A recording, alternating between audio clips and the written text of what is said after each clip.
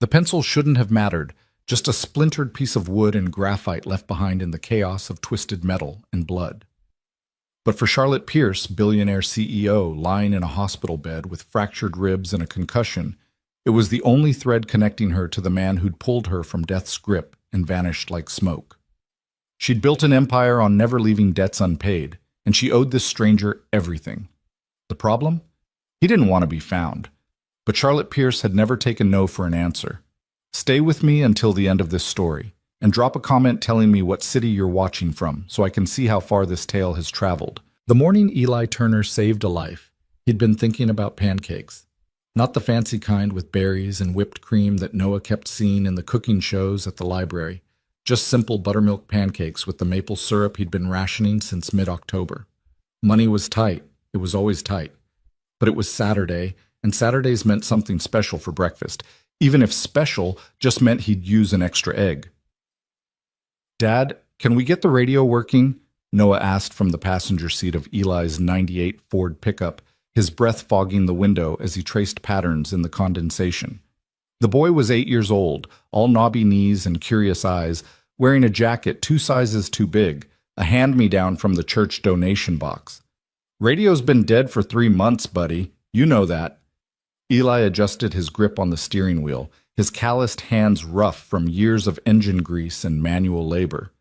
"But I'll hum you something if you want." "Please don't," Noah said with the kind of gentle honesty only children can deliver without cruelty. "You sound like a sick moose."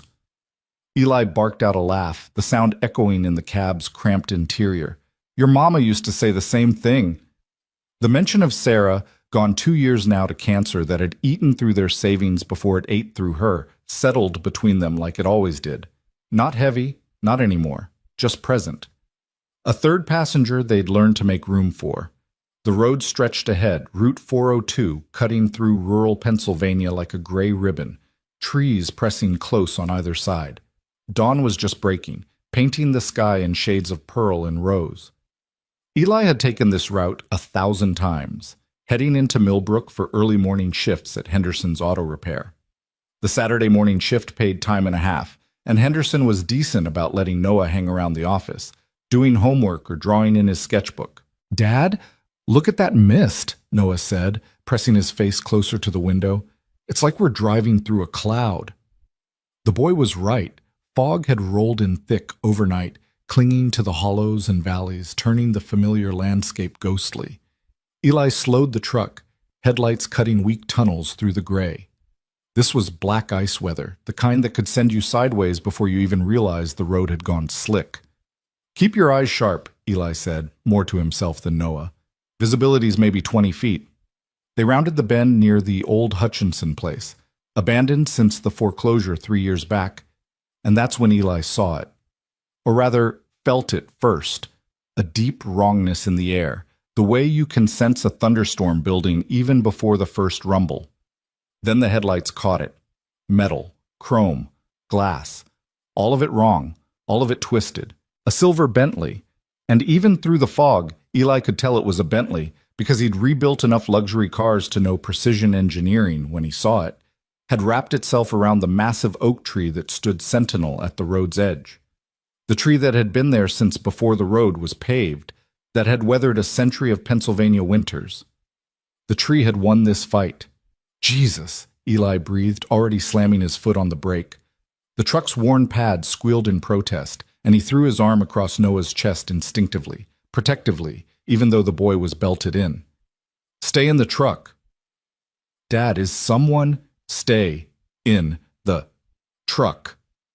Eli's voice came out harder than he meant it to, but there was no time to soften it. He was already out, boots hitting wet pavement, fog swallowing him the moment he left the truck's dome light behind. The cold hit like a physical force, November air sharp enough to sting his lungs. He could hear it now, the tick-tick-tick of hot metal cooling, the hiss of something leaking, and underneath it all, a sound that made his stomach drop, a wet, labored breathing. Someone was alive in there. The Bentley's front end had crumpled like an accordion, the hood buckled upward, steam or smoke, Eli couldn't tell which, rising from the engine block. The windshield had spider-webbed into 1,000 fractures, and the driver's side door hung at an angle that defied physics. Hello? Eli called out, already moving toward the wreck. His mechanic's brain was cataloging details automatically. The way the frame had buckled, the deployment pattern of the airbags, the angle of impact. High speed. No skid marks he could see.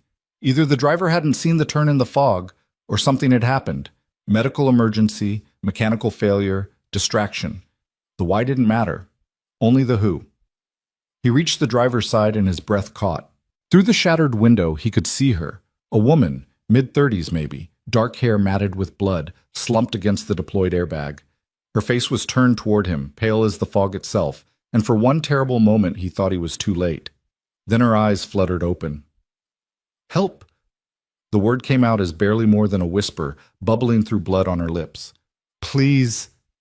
I've got you, Eli said, his voice steady despite the adrenaline dumping into his system. I've got you. Don't move, okay? Don't try to move. Her eyes struggled to focus on him, pupils different sizes, concussion, definitely, maybe worse. There was a deep gash across her forehead, blood sheeting down the side of her face, and her left arm was bent at an angle that made his stomach turn. The door was jammed. Eli pulled, braced his boot against the frame, and pulled again. The metal groaned, but didn't give. Behind him, he heard the truck door open. Noah, I said, you need help, his son said, already at his side, small hands gripping the door's edge above where Eli's hands held. The boy was terrified. Eli could see it in the white around his eyes. But he was there anyway. Pride and fear warred in Eli's chest, but there was no time for either. On 3, 1, 2, 3. They pulled together, Noah's small strength added to his father's, and something in the door's twisted frame gave way. It opened maybe 8 inches. Not enough to pull her through, but enough to reach in. Ma'am, I'm going to check you over, okay? I need to see how bad you're hurt. Eli's hands were already moving, checking her neck, her spine. His knowledge came from a first aid course he'd taken years ago when Sarah was pregnant, and from a lifetime of understanding how broken things worked, or didn't work. No obvious spinal deformity. That was good. But she was cold, too cold, going into shock. The blood from her head wound was slowing, also good, but her breathing was shallow and rapid. Can't feel my legs, she managed. That might be the way you're positioned, Eli said, though his gut twisted. We're going to get you out, I promise. He looked back at Noah. Run to the truck. There's a blanket behind the seat and the red toolbox in the bed. Bring both. Fast.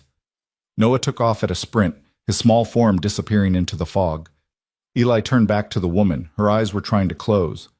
Hey, no, stay with me. What's your name? Char. She coughed, and more blood appeared at the corner of her mouth. Internal bleeding. Shit. Charlotte. Charlotte. That's a beautiful name. I'm Eli. You're going to be okay, Charlotte. You're going to be fine. He was lying. He had no idea if she was going to be fine, but people needed something to hold on to, and hope was better than nothing. You live around here? Was driving to meeting. Each word seemed to cost her. Philadelphia, late, stupid. Not stupid, just unlucky. We all push it sometimes. He was working while he talked, trying to see if there was any way to get the door open wider. The frame was too bent. He'd need cutting tools, time they didn't have.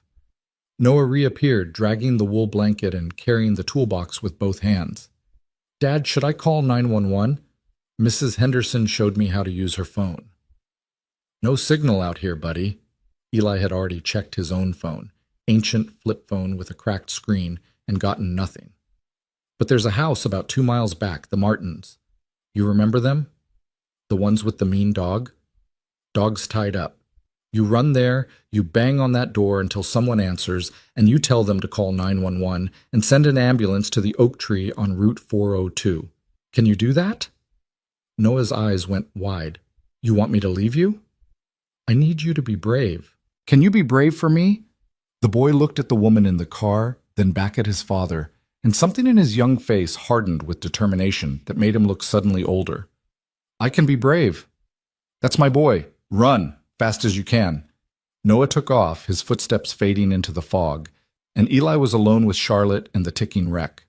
He spread the blanket awkwardly through the gap in the door, trying to cover her as much as he could.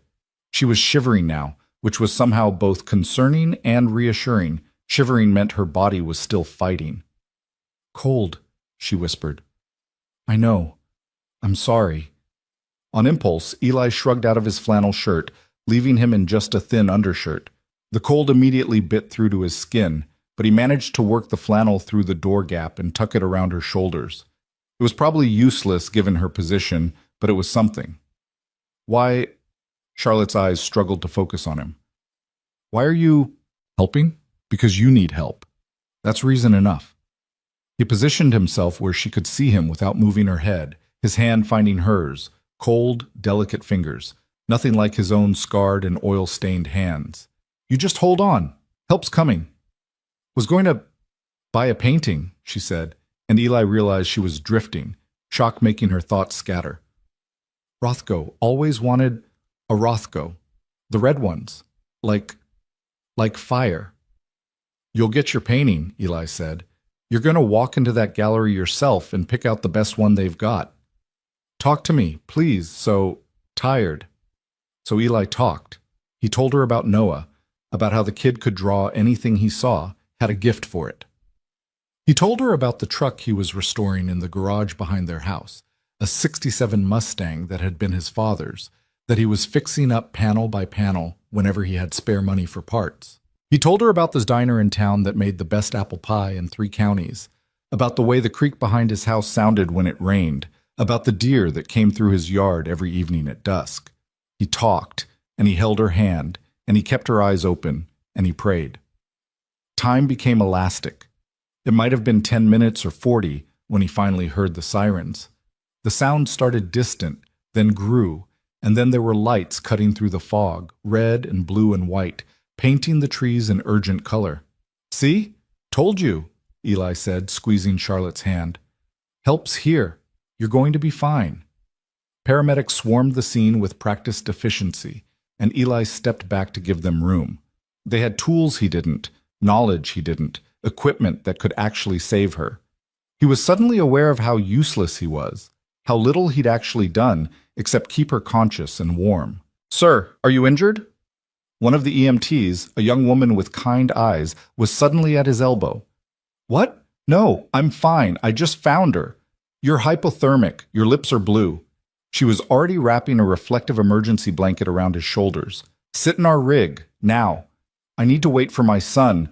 The boy's fine. He's with Sheriff Morrison. Got the call through like a champ." She guided him firmly toward the ambulance. "You did good, but you can't help anyone if you freeze to death." Eli let himself be led, his legs suddenly shaky. The adrenaline was wearing off, leaving him hollowed out and trembling. Through the ambulance's open back doors, he could see them working on Charlotte. They'd gotten the door open with hydraulic spreaders, and now they were carefully extracting her from the wreck, stabilizing her neck and spine. "Is she going to make it?" he asked. The EMT, her name tag read Rodriguez, gave him the kind of non-committal look healthcare professionals must practice in the mirror. "They're doing everything they can. You got to her fast. That matters." Sheriff Morrison appeared, his weathered face creased with concern, Noah's hand in his. The boy broke free and ran to Eli, crashing into him with enough force to make him grunt. "You're okay," Noah said into his chest. "You're okay." "Of course I'm okay." Eli wrapped his arms around his son, felt the boy's heart hammering against his ribs. "You did perfect, buddy. You were so brave." "The lady?" "They're taking care of her." They watched as the paramedics loaded Charlotte onto a backboard, then a gurney, then into the ambulance. Her face was obscured by an oxygen mask, her body strapped down and wrapped in warming blankets. She looked small, fragile, completely unlike the person Eli had imagined driving a car that probably cost more than his house. "Mr. Turner, I'm going to need a statement," Sheriff Morrison said. "But it can wait until you've warmed up. You want to ride to the hospital, get checked out?" "No hospital." Eli's voice came out more forcefully than he intended. Hospitals cost money he didn't have, and there was nothing wrong with him that hot coffee and dry clothes wouldn't fix. "I'm fine." "Sir, you should really—" Rodriguez started. "I said I'm fine." He softened it with a slight smile. But thank you, really, for everything. The ambulance carrying Charlotte pulled away, sirens wailing, and Eli watched its lights disappear into the fog. He had a strange, dislocating feeling that he'd just witnessed something important, a hinge moment where one path split into two. But that was just the cold talking, making him melodramatic. "Come on," he said to Noah, guiding him back toward their truck. "Let's get you home and warm. We've got pancakes to make." "What about your shirt, Dad?" Eli looked down at himself, at the undershirt now damp and clinging to his skin. He'd forgotten about the flannel, left tucked around a dying woman in a Bentley. "I've got others." As they climbed into the truck, blessedly warm from being left running, something caught Eli's eye in the footwell. A pencil, yellow, wooden, the cheap kind he used for marking measurements in the garage. It must have fallen from his shirt pocket when he'd leaned into the wreck. He almost left it there. Just a pencil, worth maybe 2 cents. But something made him pick it up instead, tuck it into his front pocket where it pressed against his chest like a talisman. Evidence that he'd been there, that the last hour had been real and not some fog-induced hallucination. "Will she be okay?" Noah asked as Eli pulled the truck back onto the road, driving slowly past the wreck scene now lit up with emergency lights. "I don't know, buddy. I hope so." "Me too. She had sad eyes." Out of the mouths of babes. "Yeah, she did, didn't she?" They drove home in silence, and Eli made the pancakes and Noah drowned them in syrup. And the day continued as days do, 1 minute folding into the next. By evening, the morning's drama had taken on the quality of something that had happened to someone else, some other man in some other life. Eli didn't think about the woman named Charlotte, about her cold hand in his, or the way she'd whispered his name like a prayer. He didn't wonder if she'd survived, if she'd woken up in some hospital room, if she'd remember the stranger who'd pulled her from the wreck. He had a life to live, bills to pay, a son to raise. Heroes in stories might chase down the people they saved, might form eternal bonds forged in crisis. But Eli Turner wasn't a hero. He was just a mechanic who'd done what anyone would do. He'd saved a life, then gone home and made pancakes. The pencil stayed in his pocket, and by the next morning, he'd forgotten it was there. And Charlotte Pierce, lying in intensive care 30 miles away, sedated and wrapped in bandages, her broken body being slowly reassembled by surgeons who cost more per hour than Eli made in a month, would spend the next 3 weeks trying to remember the face of the man who'd saved her. All she had was fragments, oil and pine scent, calloused hands, a voice that had pulled her back from the edge of nothing, and somewhere in the fog of pain medication and fractured memory, a name. Eli. It wasn't much. But Charlotte Pierce hadn't built a billion-dollar empire by accepting not much as an answer. She'd made her fortune finding value in what others overlooked, seeing potential in what seemed broken beyond repair. And she always paid her debts. Always. The pencil would find its way back to her eventually, carried by a nurse who found it tucked into the flannel shirt they'd cut off her in the ER. By then, it would be her only lead, the single thread connecting her to a man who'd vanished into the fog without even giving his last name. But that story, the story of the search, of the masks they'd wear and the truths they'd tell, of a billionaire learning to be human and a mechanic discovering he deserved to be seen, that story was still waiting in the wings, patient as the Pennsylvania winter. For now, in a small house at the edge of Millbrook, Eli Turner tucked his son into bed, kissed his forehead, and whispered, "Love you, buddy. Sleep tight." "Love you too, Dad. We did good today, didn't we?" "We did good." And in the darkness, neither of them knowing how that single morning would reshape their entire world, they slept. Charlotte Pierce woke up 17 times before she actually woke up. The first time, there were only fragments, white ceiling tiles, the mechanical whisper of machines, pain that existed everywhere and nowhere at once. Someone was saying her name, but it came from very far away, like hearing your own name called from the bottom of a well. The second time, she managed to open her eyes long enough to see her assistant Marcus hovering over her, his normally composed face cracked with worry. She tried to tell him about the fog, about the tree that had come out of nowhere, about hands that had held hers while she died and didn't die, but her mouth wouldn't form the words. The third through 16th times blurred together into a morphine haze of doctors and nurses, of her brother James flying in from London, of lawyers and board members who needed decisions she couldn't make, of pain that came in waves and then receded when someone pushed something into her IV line. The 17th time, she actually woke up. The pain was still there, but it had consolidated, become specific. Her left arm throbbed in its cast. Her ribs screamed every time she breathed. Her head felt like someone had taken a hammer to her skull and used it for drumming practice. But her mind was clear for the first time in what turned out to be 3 weeks. "Welcome back," a nurse said, noticing her open eyes. The woman was in her 50s, with gray-streaked hair pulled back in a practical bun, and the kind of competent warmth that came from decades of keeping people alive. Her name tag read Patricia Mills, RN. "How are you feeling, Ms. Pierce?" Charlotte's throat was raw from the breathing tube they'd removed 2 days ago. "Like I got hit by a tree," Patricia smiled. "Technically, you hit the tree, but I appreciate the humor. That's a good sign." She was already checking monitors, making notes on a tablet. "Do you remember the accident?" "Fog. I remember fog." Charlotte closed her eyes, trying to pull the memories into focus. "I was late. Conference call with the Tokyo office fell apart, and I was supposed to be in Philadelphia by 8, driving too fast, couldn't see. And then the impact, metal shrieking, the world turning sideways, cold seeping into her bones, and then, impossibly, warmth." "There was someone," Charlotte said, her eyes snapping open. "A man. He pulled me out." "The first responders." "No, before them. He was there before them." The memory was swimming up through the fog of trauma and medication, becoming clearer. "He talked to me, kept me awake. He gave me his shirt." She could almost smell it now, motor oil and pine needles and something else, something like sawdust and honest work. "Where is he? Did he leave his name?" Patricia's expression shifted, became careful. "Ms. Pierce, you were alone when the ambulance arrived. The paramedics found you trapped in the vehicle. A young boy had run 2 miles to get help, but there was no man at the scene." "That's impossible. He was there. I held his hand. His name was—" She grasped for it, found it waiting. "Eli. He said his name was Eli." "The shock can sometimes create false memories," Patricia said gently. "The brain's way of coping with trauma."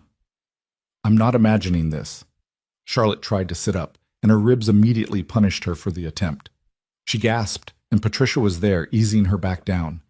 "Easy. You've got 3 broken ribs, a fractured arm, a severe concussion, and you just came off a ventilator. You're not imagining anything, but you need to rest. Your body's been through hell."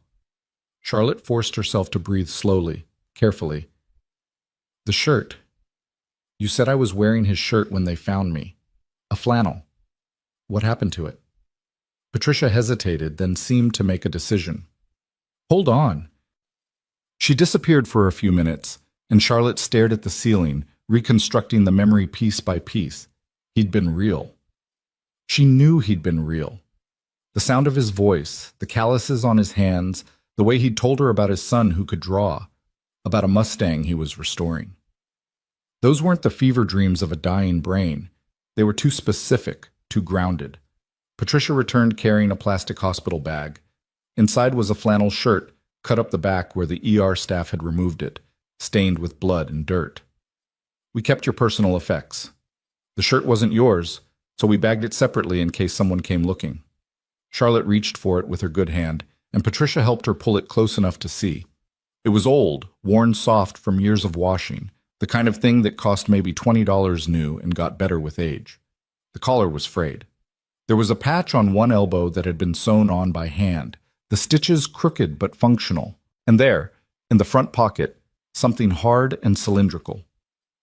"Can you—" Charlotte gestured, and Patricia reached in, pulling out a yellow pencil. Basic, wooden, the kind you'd buy in a pack of 20 at any hardware store. It was splintered near the eraser, like it had been dropped or stepped on. Charlotte took it, turned it over in her fingers. There was no name on it, no marking except for some faint graphite smudges.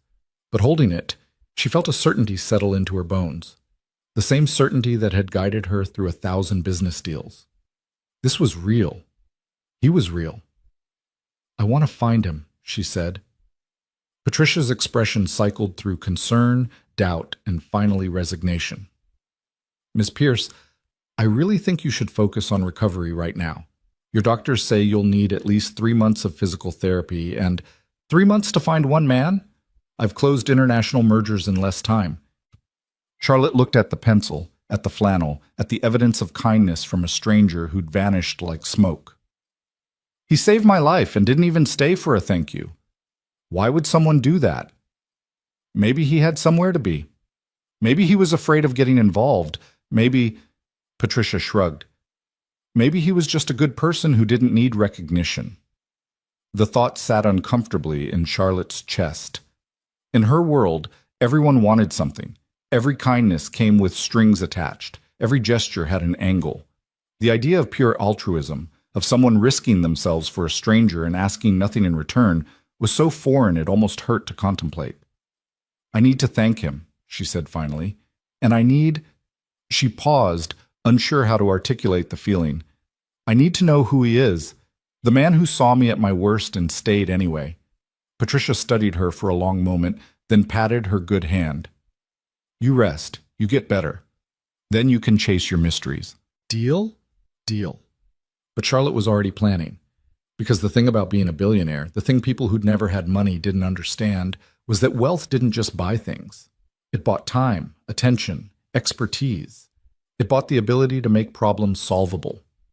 And finding one man in rural Pennsylvania, that was eminently solvable. The next 2 weeks passed in a blur of physical therapy, board meetings conducted from her hospital bed, and James hovering like an anxious mother hen. Her brother meant well, but his concern manifested as control, and Charlotte had spent too many years fighting for autonomy to surrender it now, even flat on her back. You should come to London, James said during one of his visits, perched on the chair beside her bed with the uncomfortable posture of someone who'd rather be anywhere else. He'd never been good with hospitals, not since their mother's long decline. Stay at my place. Let Margaret fuss over you. God knows she's been asking about you. I have a company to run. Marcus has been handling things beautifully. The board's pleased with the quarterly numbers. You could take time, Charlotte. You could actually rest. She looked at her brother, older by 4 years, softer in all the ways that mattered and didn't. James had inherited their father's business instincts but lacked the killer edge that had built Pierce Industries from a regional gallery into a global art conglomerate. He'd taken his inheritance and invested safely, lived comfortably, married well. He was happy. Charlotte had never wanted happiness. She'd wanted to win. I'm fine here, she said. You nearly died. But I didn't. She held up the pencil, which she'd kept on her bedside table. Someone made sure I didn't. James followed her gaze, frowned. That? This belonged to the man who saved me. I'm going to find him. Her brother's expression went through several complicated gymnastics before landing on exasperated affection. Of course you are, because a normal person would just be grateful and move on, but you've never done anything the normal way. It's part of my charm. It's part of your pathology. But he was smiling, and when he left that evening, he kissed her forehead and told her to be careful, which they both knew she wouldn't be. Charlotte was cleared to leave the hospital on a Thursday afternoon, though cleared was a strong word for what amounted to her doctors giving up on keeping her there against her will. She left in a wheelchair pushed by Patricia, who'd somehow become a friend in the weeks of recovery, with Marcus trailing behind carrying bags of medications and printed instructions she had no intention of following. You're supposed to rest, Patricia said as they reached the hospital entrance where a town car waited. Rest means not working 16-hour days. I'll rest when I'm dead. You almost were dead. Maybe that's a sign. Charlotte smiled despite herself. You should have been a therapist instead of a nurse. I am a therapist. I'm just not licensed for the stubborn billionaire specialty. Patricia helped her into the car with practiced efficiency, then handed her a card. That's my personal number. You call if you need anything, understand, anything at all. I will, thank you, Patricia, for everything. Just doing my job. But her eyes were warm as she stepped back and closed the car door. The drive to her penthouse in Pittsburgh should have been restful. Instead, Charlotte spent it on the phone with private investigators. The first 3 were useless, offering platitudes about needle-in-haystack scenarios and reasonable expectations. The 4th was different. Vera Chen answered on the second ring, her voice crisp and no nonsense. Chen Investigations. What are you looking for? Charlotte appreciated the directness. A man. First name Eli. Last name unknown. He was on Route 402 in rural Pennsylvania the morning of October 15th. He had an 8-year-old son. He drives a Ford pickup, probably late 90s model. He's a mechanic, and he saved my life before disappearing. There was a pause, the sound of fingers on a keyboard. You're Charlotte Pierce, the accident. You follow the news. I follow money. Your accident made the financial pages. More typing. This Eli, what do you want with him?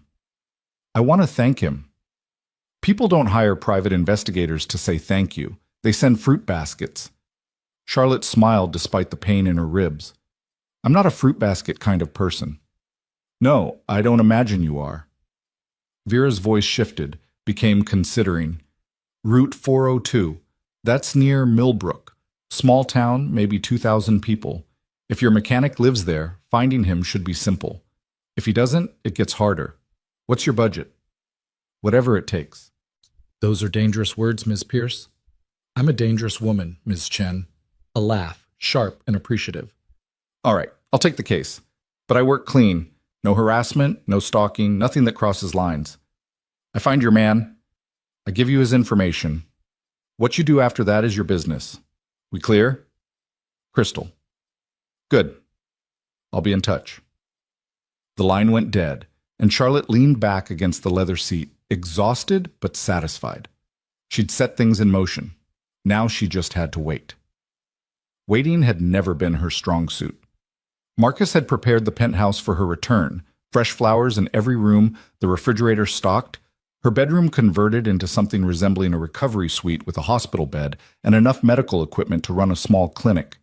He'd even hired a private nurse, though Charlotte sent the woman home within an hour of arriving.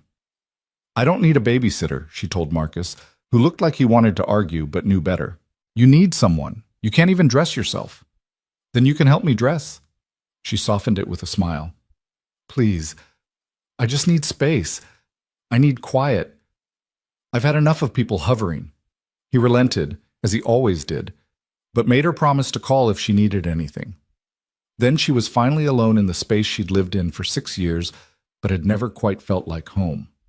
Too much glass, too much steel, everything sharp angles and ruthless efficiency. It was beautiful in the way a knife was beautiful, functional, cold, perfect for cutting. Charlotte stood at the window looking out over Pittsburgh's skyline and tried to remember the last time she'd felt warm. Vera called 3 days later. Found him. Eli Turner, 36 years old, widowed, one son named Noah. Runs a small garage in Millbrook, lives in a house on Maple Street. Want the full report? Charlotte's heart was doing something complicated in her chest. Send everything you have. The file arrived within the hour, and Charlotte read it 3 times before she let herself fully absorb the information. Eli Turner had grown up in Millbrook, the only child of a mechanic and a schoolteacher.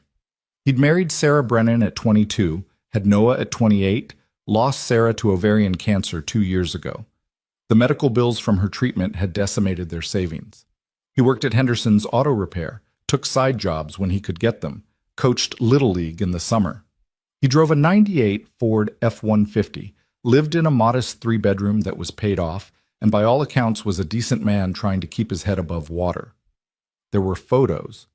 Eli at Noah's school, helping with a science fair. Eli at the garage, grease-stained and smiling at something off camera. Eli and Noah at the grocery store, the boy riding in the cart despite being too old for it, both of them laughing. He looked exactly like Charlotte remembered, and nothing like she'd expected. Younger than she'd thought, with brown hair that needed cutting and eyes that crinkled at the corners when he smiled.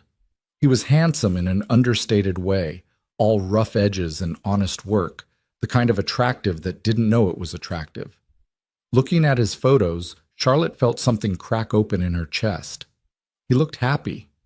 Not wealthy, not powerful, not any of the things she'd spent her life chasing, just happy. What are you going to do?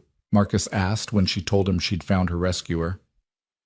They were in her home office, Charlotte working through contracts despite her doctor's orders, Marcus pretending he wasn't watching her like she might collapse. I'm going to thank him. You could send a check. I'm not sending a check. The thought made her almost angry. I'm going to meet him properly, talk to him, tell him… What? What could she possibly say that would encompass what he'd done, what it meant? Charlotte? Marcus's voice was gentle, the tone he used when he was about to say something she didn't want to hear. What if he doesn't want to be found? He left. He could have stayed, given his name to the paramedics, come to visit you in the hospital. He chose not to. Maybe he was scared. Maybe he thought he'd done enough. Maybe… She stopped, frustrated. I don't know what he thought. That's why I need to talk to him. Or maybe, Marcus said carefully, he did what he did because it was the right thing to do, and he doesn't need anything from you in return. Not gratitude, not money, not anything. The words landed like a punch. Because Marcus was right. Of course he was right. Eli Turner had saved her and walked away because that's what good people did. They didn't calculate angles or expect rewards. They just did the right thing and moved on with their lives. But Charlotte wasn't good at moving on. She was good at acquisition, at pursuit, at getting what she wanted through sheer force of will. And what she wanted was to understand the man who'd held her hand while she died and asked for nothing. I need to see him, she said finally. I need to know why. Marcus sighed, recognized defeat when he saw it. So what's the plan? You show up at his garage in a $50,000 suit and your driver… That'll go over well in a town where the median income is probably $30,000 a year. He had a point. Everything about Charlotte screamed money, from her clothes to her bearing to the way she spoke. She couldn't just walk into Eli Turner's life without causing exactly the kind of disruption she suspected he'd run from. Then I won't be Charlotte Pierce, she said slowly, the idea forming as she spoke. I'll be someone else, someone normal, someone he might actually talk to. You want to lie to him. I want to meet him as a person, not as a walking checkbook. I want… She paused, trying to articulate something she barely understood herself. I want to see the man who saved me without all the noise that comes with my name. Is that so wrong? Marcus looked at her for a long moment, his expression cycling through concern, understanding, and finally acceptance. You're going to do this no matter what I say, aren't you? Yes. Then at least let me help you not completely screw it up. That's how Charlotte Pierce became Lena Shaw. The transformation took 2 weeks of preparation. First, the look. Charlotte cut her hair shorter, traded her designer wardrobe for jeans and simple sweaters from Target, learned to apply makeup that suggested trying but not too hard instead of professional artist at dawn. She bought a used Honda Civic with cash, practiced driving it until the handling felt natural, until she could park without thinking about the Bentley that had nearly killed her. Then, the backstory. Lena Shaw was a freelance graphic designer from Ohio, recently divorced, driving cross-country to clear her head. She was passing through Pennsylvania when her car started making a noise, nothing serious but concerning enough to want a mechanic's opinion. She had enough money to get by but needed to be careful. She was friendly but guarded, the kind of person who'd learned to be careful with trust. It was, Charlotte realized with some irony, the most honest lie she'd ever told. This is insane, Marcus said the night before she left for Millbrook. They were in her penthouse, Charlotte packing a single suitcase with the kind of ordinary clothes she'd never worn in her adult life. You're recovering from a major accident. You should be resting, not running off to play pretend in a small town. I'm fine. The doctors cleared me for light activity. Driving 3 hours and lying to a man who saved your life is not light activity. Charlotte folded a sweater, added it to the suitcase. I'm not lying, I'm just not telling the whole truth. That's literally the definition of lying. Then I'm lying. She looked at him, at her friend and assistant, and the closest thing she had to family besides James. I have to do this, Marcus. I have to know who he is, why he did what he did.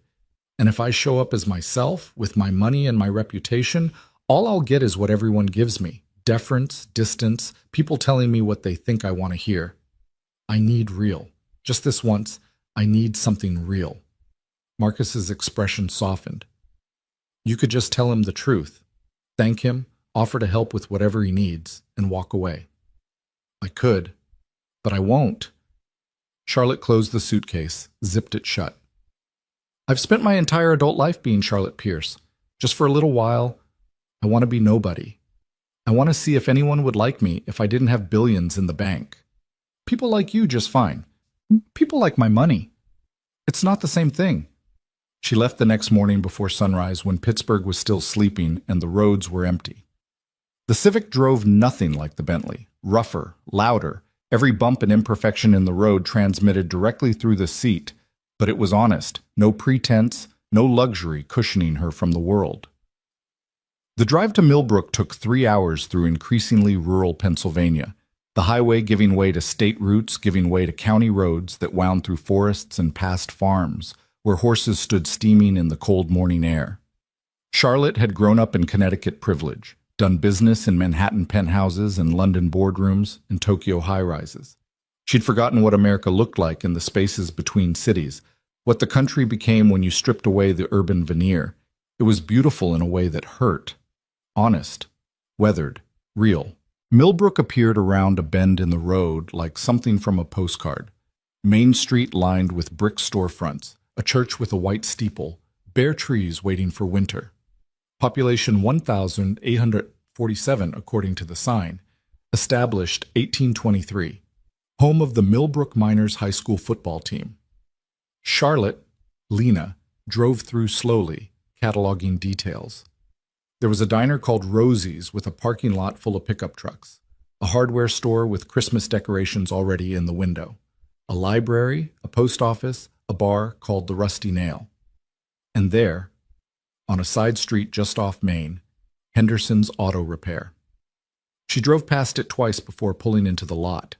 Her heart was hammering in a way that had nothing to do with her injuries and everything to do with fear. What if he recognized her? What if he saw through the disguise immediately? What if he was angry she'd found him? What if he didn't remember her at all? She parked, checked her appearance in the mirror, no makeup, hair unstyled, wearing jeans and a sweater that cost $18, and forced herself to breathe. She'd negotiated billion-dollar deals without breaking a sweat. She'd faced down hostile board members and corporate raiders and journalists looking for blood. She could do this. She got out of the car and immediately noticed the Civic's front right tire was low. Not flat, but definitely needing air. It was perfect, almost too perfect, like the universe was giving her an excuse. The garage had 2 bays, both currently occupied, one with a Subaru up on a lift, another with an ancient pickup truck getting what looked like a transmission rebuild. The building itself was neat but worn, paint fading, the kind of place that had been there for decades and would be there for decades more through sheer stubbornness. A man emerged from the office, wiping his hands on a rag. He was in his 60s, barrel-chested, with white hair and shrewd eyes. The name Henderson was stitched on his coveralls. "Help you?" he asked, friendly but efficient. "I think I need air in my tire," Charlotte said, and her voice came out steadier than she felt. "Maybe someone could take a look? I'm not sure if it's a slow leak or just temperature change." "Sure thing. Pull her around to Bay 3. He gestured to the 3rd garage door, currently closed. "I'll get someone on it." Charlotte pulled the Civic around, parked where directed, and climbed out to find Henderson already opening the bay door. The space beyond was organized chaos. Tools hanging on pegboards, parts stacked on metal shelving, the kind of accumulation that came from years of making do and fixing things. And there, emerging from the back office, with a work order in hand, was Eli Turner. He looked exactly like his photos, and completely different in person. The camera had captured his features, but not the way he moved, all easy competence and contained strength. He was in work coveralls, hair pushed back from his face, a smudge of grease on his jaw. When he looked up and saw her, his expression was polite, professional, with no flicker of recognition. Why would there be? She'd been dying when he'd seen her, covered in blood, barely conscious. This woman standing in his garage, clean, healthy, upright, bore no resemblance to that broken thing in the wreck. "Henderson says you need a tire checked?" Eli's voice was exactly as she remembered, steady, warm, the kind of voice that made you believe things would be okay. "Yeah, front right, not sure what's going on with it." Charlotte stepped back, gave him room to work, and watched as he crouched beside the tire with the unselfconscious grace of someone who'd done this 10,000 times. "Probably just needs air," he said, running his hand over the tread. "But I'll check for nails, make sure you're not dealing with a puncture." He glanced up at her, smiled. Where you headed? Just passing through. I'm Lena. She held out her hand, and after a moment's hesitation, he took it. His hand was warm, calloused, exactly as she remembered. The touch lasted maybe 3 seconds, but Charlotte felt it everywhere, a connection that made no sense and perfect sense all at once. Eli, he said, welcome to Millbrook. Population way too small, where everybody knows everybody, and you just became the most interesting thing that happened all week. She laughed despite her nerves. That's a low bar.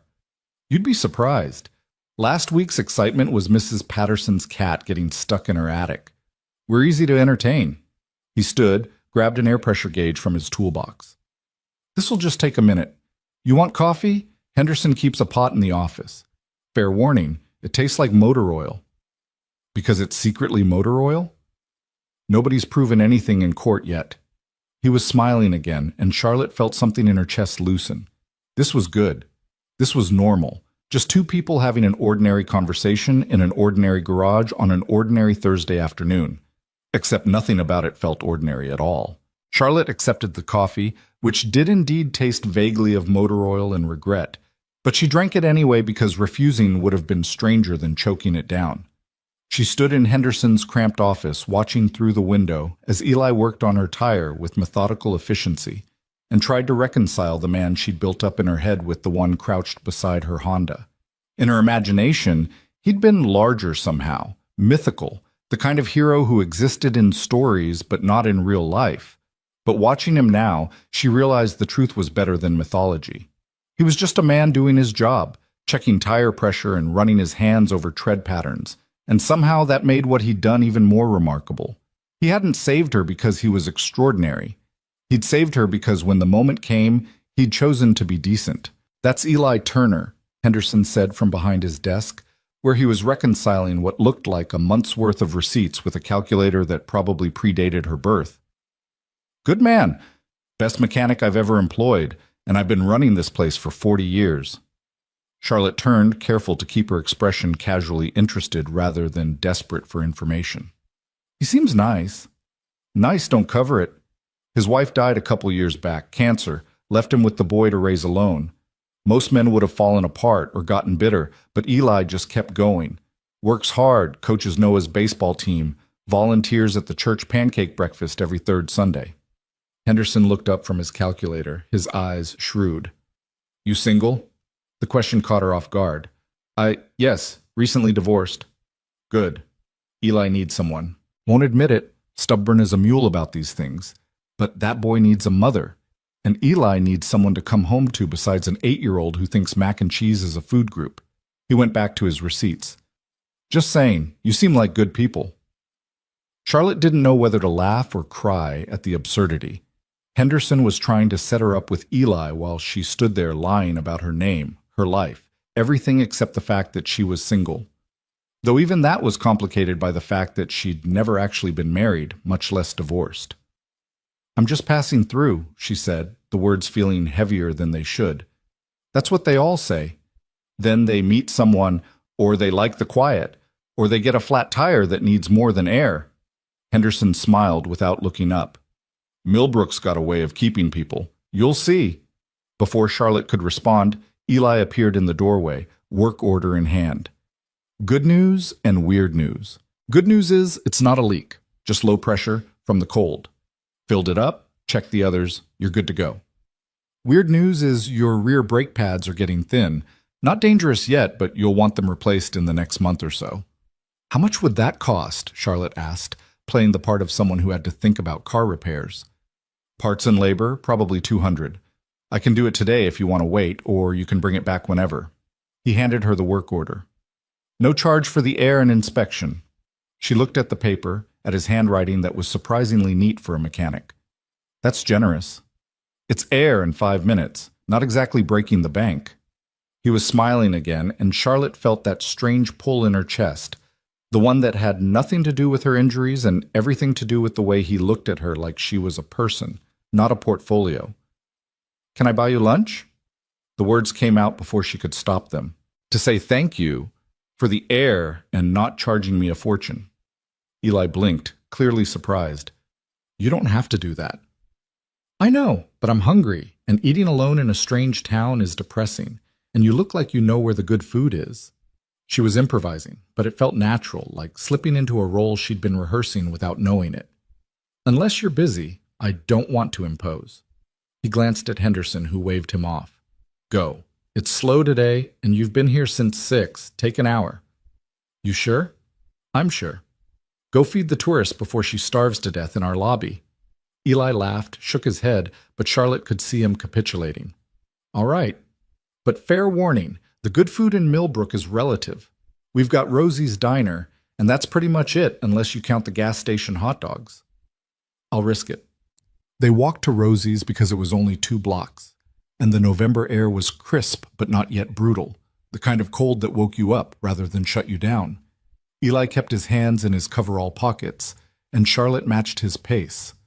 Hyper-aware of the space between them and the way people they passed nodded hello to Eli, looked curiously at her. Small-town life, Eli said, catching her expression. Everyone knows everyone, and strangers are either threats or entertainment. You're definitely entertainment. Should I be worried? Only if you committed any crimes. We take law and order seriously here. Mrs. Patterson will give you the stink eye for jaywalking. Rosie's Diner was exactly what Charlotte expected. Red vinyl booze, black and white checkered floor, a counter with stools where old men nursed coffee and debated topics that probably hadn't changed in decades. The smell of frying bacon and fresh coffee hit her the moment they walked in, and her stomach reminded her she'd been too nervous to eat breakfast. A waitress who had to be Rosie herself, 60-something, dyed red hair, the kind of presence that commanded rooms, looked up from wiping down tables and broke into a huge smile. Eli Turner, as I live and breathe. You actually taking a lunch break? Should I mark this in the calendar? Henderson kicked me out, said I was making the place look busy. Eli guided Charlotte to a booth by the window. Rosie, this is Lena. She's passing through, and I promised her Millbrook's finest cuisine. Oh, honey, I'm sorry. But Rosie was laughing, already pulling out her order pad. What can I get you? And don't let Eli order the meatloaf. It's Thursday, which means it's been sitting since Tuesday. They ordered burgers for both of them, fries to share, coffee that came in mugs the size of soup bowls, and then they were alone in the booth with the awkwardness of 2 strangers trying to figure out how to be less strange. So, Eli said, wrapping his hands around his coffee mug. Ohio, you said. What brings you all the way out here? Charlotte had prepared for this, had rehearsed the lie until it felt almost true. Divorce. Needed to clear my head, so I'm just driving. No real destination, just wherever the road takes me. That's brave. Or crazy. Maybe both. Definitely both. She sipped her coffee, which was vastly better than Henderson's. What about you? Born and raised here. Unfortunately, I tried to escape once, went to trade school in Pittsburgh, thought I'd make it in the big city, lasted about 6 months before I realized I'm a small-town guy at heart. Came back, met my wife, had my son, and here I am. He said it lightly, but Charlotte caught the shadow that crossed his face when he mentioned his wife. Henderson mentioned you have a son. Noah, he's 8, thinks he knows everything, actually knows about half of everything, which is pretty impressive at 8. The shadow lifted, replaced by unmistakable pride. He's got this gift for drawing, not just kid stuff, actual art. His teacher says she's never seen anything like it. You must be proud. Terrified, mostly. What do you do with a kid who has talent in a town where the biggest art venue is the library bulletin board? He shook his head. Sorry, I'm not usually this much of a downer. You asked about me and I gave you the greatest hits of single dad anxiety. Don't apologize. It's refreshing. And it was. In Charlotte's world, people performed their lives, curated their words, showed you only the polished version of themselves. Eli's honesty was like cold water, shocking and clarifying. Most people lie about how they're doing. What's the point? Life's hard enough without pretending it's not. Their food arrived, and they ate while talking, the conversation flowing easier than Charlotte expected. She told him about her fake divorce, inventing a husband who'd been emotionally distant and a marriage that had died of neglect rather than malice. He told her about Sarah, about the cancer that had taken her too fast, and the medical bills that had taken everything else, about learning to braid Noah's hair and make school lunches and be both parents at once. Some days I'm barely treading water, he admitted, stealing a fry from the basket between them. But Noah's happy, he's healthy, and we've got a roof over our heads. That's more than a lot of people have. Charlotte thought about her penthouse, about the square footage she never used and the rooms she never entered, about having everything and feeling empty. You're a good father. I'm a trying father. There's a difference. He looked at her, really looked at her, and Charlotte felt exposed in a way she hadn't felt in years. What about you? Kids? No, never seemed like the right time, and then suddenly I was divorced and it was too late. It's never too late. You're what, 30? 34. Practically a teenager. You've got time. He was smiling, teasing gently, and Charlotte found herself smiling back despite the weight of her lies. They finished lunch, argued briefly over the check. Charlotte won by physically blocking Eli from reaching his wallet, and walked back to the garage through streets that were starting to feel less foreign. Millbrook was the kind of place that could grow on you if you let it, Charlotte thought. The kind of place where people still said hello to strangers and restaurants didn't lock their doors, and mechanics gave you free air and honest advice. The kind of place where a woman could disappear and become someone else entirely. So what's the verdict? Eli asked as they reached her car. You sticking around or moving on? Charlotte looked at him, at the garage behind him, at the town stretching out in all directions with its modest dreams and honest struggles. She thought about Marcus waiting in Pittsburgh for her call, about board meetings and quarterly reports, and the empire she'd built that suddenly felt very far away. I might stick around for a day or two, she heard herself say. See if Millbrook lives up to the hype. What hype? I don't think anyone's hyped Millbrook since 1987 when we got the Pizza Hut. The one that closed? The one that closed. He pulled a business card from his pocket, wrote something on the back. Henderson's, my cell, in case your tire acts up or you need recommendations for entertainment. What kind of entertainment does Millbrook offer? There's the library, the park, if you like watching geese, the Rusty Nail if you like watching divorced men cry into their beer. We're very diverse.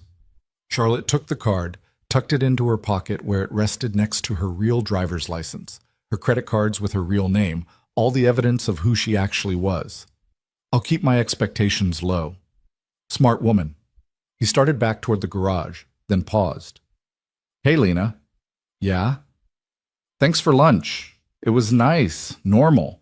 I don't get a lot of normal these days. She understood exactly what he meant. Me neither. Charlotte found a motel on the edge of town, the kind of place that charged by the week and asked no questions. The room was clean but Spartan. Double bed with a floral comforter, TV bolted to the dresser, bathroom that smelled of industrial cleaner. It was nothing like her penthouse, and she loved it immediately. She called Marcus, who answered on the first ring. Tell me you haven't been arrested. Why would I be arrested?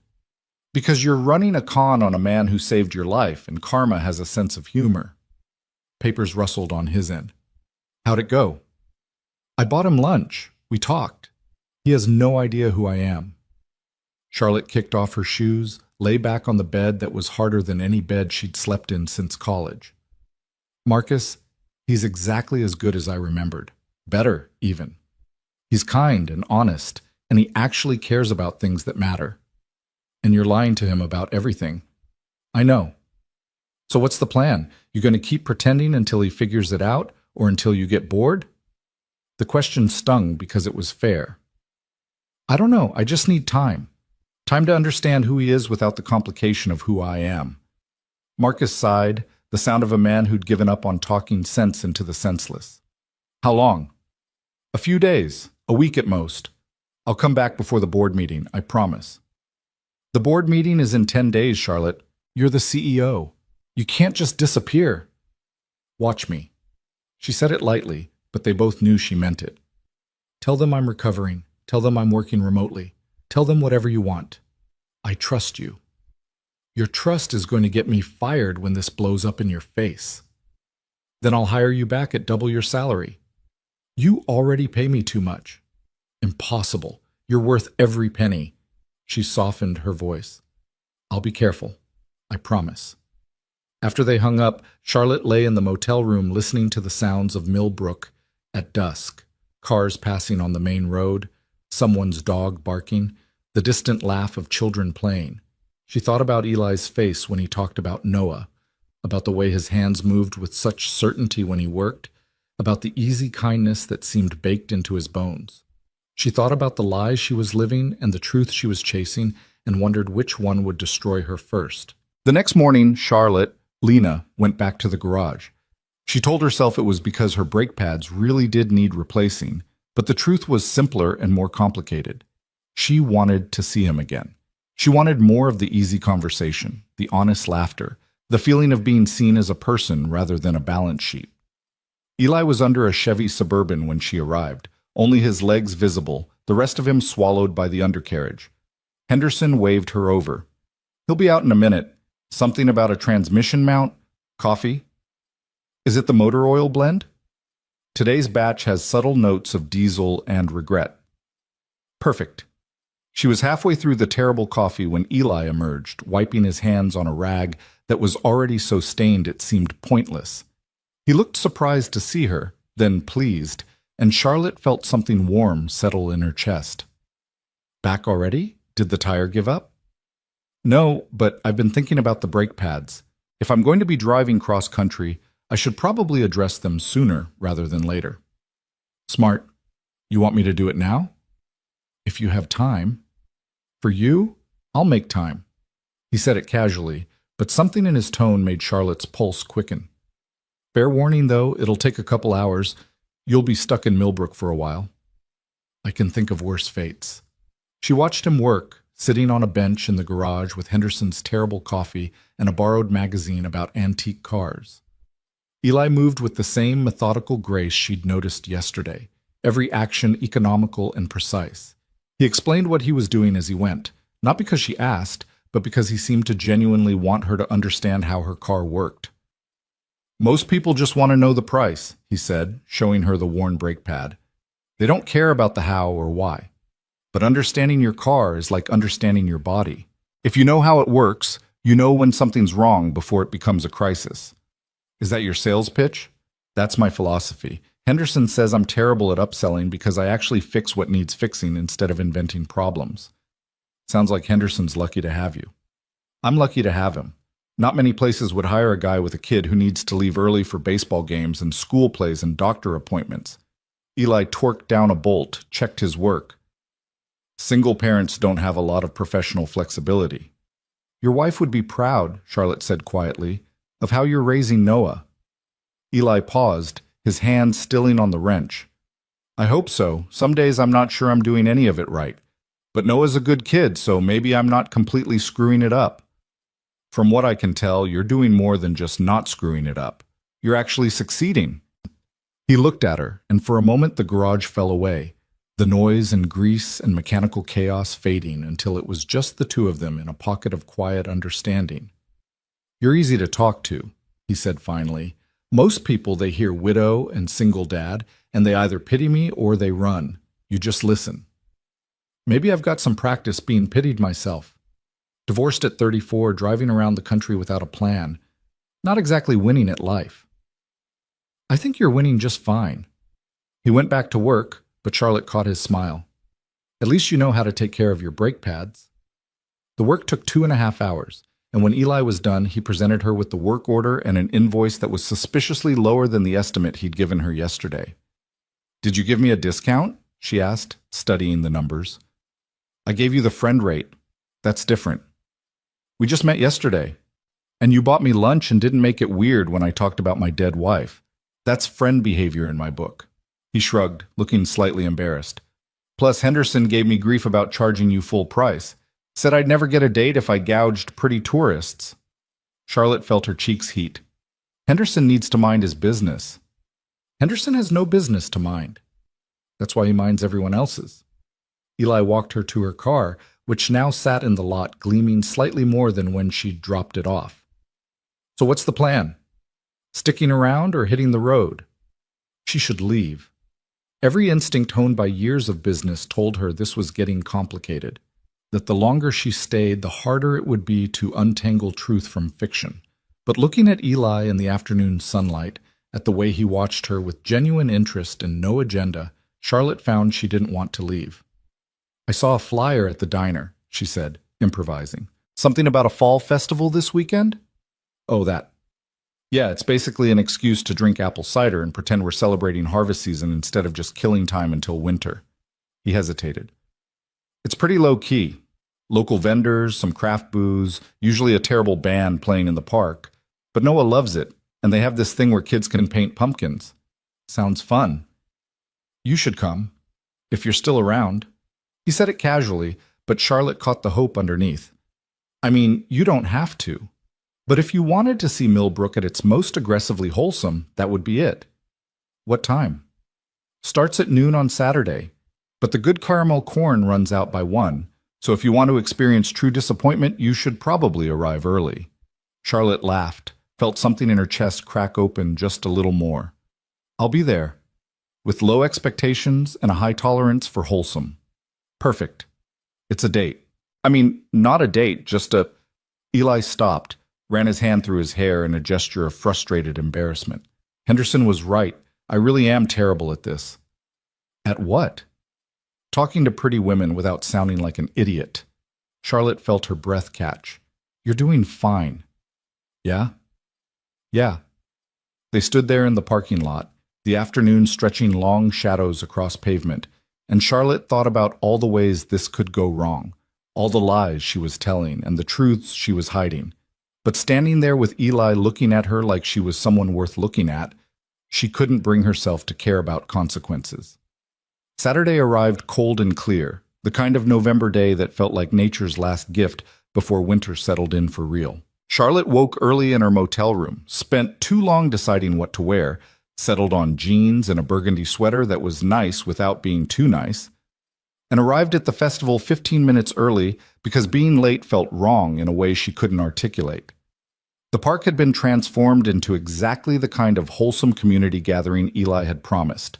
White tents selling everything from homemade jam to knitted scarves, kids running between booths with painted faces and sticky hands, the smell of funnel cakes and cider mixing with wood smoke from someone's portable fire pit. A band was already playing on a small stage. Middle-aged men with acoustic guitars mangling a Creedence Clearwater Revival song with more enthusiasm than skill. Charlotte bought a cup of cider and wandered, taking in the scene with the fascination of an anthropologist. This was life as lived by normal people, she thought, community and craft booths and terrible live music. No galas or gallery openings or networking events where every conversation was a transaction. Just people existing together without agenda. You came. She turned to find Eli approaching, Noah at his side. The boy was small for 8, all sharp angles and curious eyes, wearing a jacket that had clearly been purchased with growth in mind. He looked at Charlotte with the frank assessment that only children can pull off without being rude. Are you my dad's girlfriend? He asked immediately. Noah? Eli's voice carried a warning, but he was fighting a smile. We talked about this, boundaries. You said she was pretty, and you've been weird all morning. You only get weird when you like someone. Noah turned back to Charlotte, utterly unrepentant. He made me help him pick out his shirt. He never cares about shirts. I care about shirts, Eli protested weakly. You wore the same shirt for a week once. Mom had to steal it while you were sleeping to wash it. Charlotte laughed, charmed despite herself. I'm Lena, and I'm your dad's friend, not his girlfriend. We just met. That's what my friend Tyler's mom said about her boyfriend, and now they're getting married. Noah said it matter-of-factly, like he was citing established precedent. Adults are weird about words. We really are, Charlotte agreed. She crouched down to Noah's eye level. Your dad tells me you're an artist. The boy's face transformed, suspicion replaced by eager enthusiasm. I draw, mostly people and buildings, sometimes animals, but they're hard. Did you know that horses have weird legs? Like, really weird. The joints are all backwards. I did not know that. It's true. I tried to draw a horse once, and it looked like a deer having a crisis. He pulled a small sketchbook from his jacket pocket, flipped it open to show her. See? Crisis deer. The drawing was actually quite good. The proportions were off, but the line work showed genuine understanding of form and shadow. Charlotte studied it, impressed despite her extensive art expertise. This is really good, Noah. Have you had lessons? Nah, just YouTube and library books. Dad says lessons cost money we don't have right now. He said it without bitterness, just stating fact. But that's okay. I can learn by myself. Charlotte looked up at Eli, who was watching his son with barely concealed pride and equally obvious guilt. She recognized that expression, the look of a parent who wanted to give their child everything and couldn't, who measured their worth in what they couldn't provide rather than what they did. YouTube's pretty good, she said to Noah, but you know what might help? If you studied other artists, not just techniques, but the way they see the world. There's a painter named Rothko. He does these huge color field paintings. They look simple, but there's so much depth if you really look. Like what? Like emotion translated into color. Like maybe red isn't just red, but anger or love or the way sunset feels when you're thinking about someone you miss. Noah considered this with the seriousness of a Supreme Court justice weighing constitutional law. That's cool. Can I see them? They're in museums mostly, big cities. Charlotte caught herself before she could offer to take him, remembered who she was supposed to be. But there are books. I could help you find some at the library if you want. That would be awesome. Noah looked at his father. Dad, can we go to the library with Lena? If Lena wants to spend her Saturday helping an 8-year-old find art books instead of enjoying the festival, sure. Actually, Charlotte said, standing up and dusting off her jeans, that sounds like exactly how I'd like to spend my Saturday. But maybe after the pumpkin painting, I was promised disappointment over caramel corn. They spent the next 3 hours wandering through the festival, and Charlotte couldn't remember the last time she'd had this much uncomplicated fun. They painted pumpkins. Noah's was an elaborate dragon that he somehow pulled off. Eli's was a lopsided smiley face. Charlotte's was an attempt at geometric patterns that ended up looking like a migraine, and ate too much fried food and watched the terrible band with genuine appreciation for their terrible enthusiasm. Eli bought Noah a candy apple and let him eat it despite it being almost dinner time, and when the boy got sticky sugar all over his face, Eli cleaned him up with a napkin and spit in a gesture so casually parental that Charlotte felt her heart twist. This was what she'd been missing, she realized. Not just romance or companionship, but the messy reality of caring for another person. The sticky fingers and terrible music and pumpkins that didn't turn out right. The lived-in, worn-in comfort of family. You're thinking something serious, Eli said. They were walking slightly behind Noah, who'd run ahead to examine a booth selling wooden toys. I can see it on your face. Just thinking about how nice this is. Simple, real. That's Millbrook's brand. Aggressively real. He bumped her shoulder with his. You okay? Yeah, I'm good. Really good, actually. They ended up at the library as promised, the small brick building that anchored one end of Main Street. The librarian, a woman in her 70s named Mrs. Chen, who'd apparently known Eli since he was Noah's age, helped them find art books, cooing over Noah's interest and shooting knowing looks at Charlotte that she pretended not to notice. Noah settled at one of the reading tables, completely absorbed in a book about the Impressionists, and Eli guided Charlotte to the small cafe area where they could watch him without hovering. Thank you, Eli said quietly, for being kind to him. People usually are, but you're different. You actually listen to him, treat him like he's interesting instead of just cute. He is interesting, smart, talented, funny. You're raising a good human. I'm trying. Some days I feel like I'm failing spectacularly, but then he does something like this, gets completely lost in art he loves. And I think maybe I'm not destroying him after all. Eli looked at her, his expression open in a way that made Charlotte's chest ache. Can I ask you something? Sure.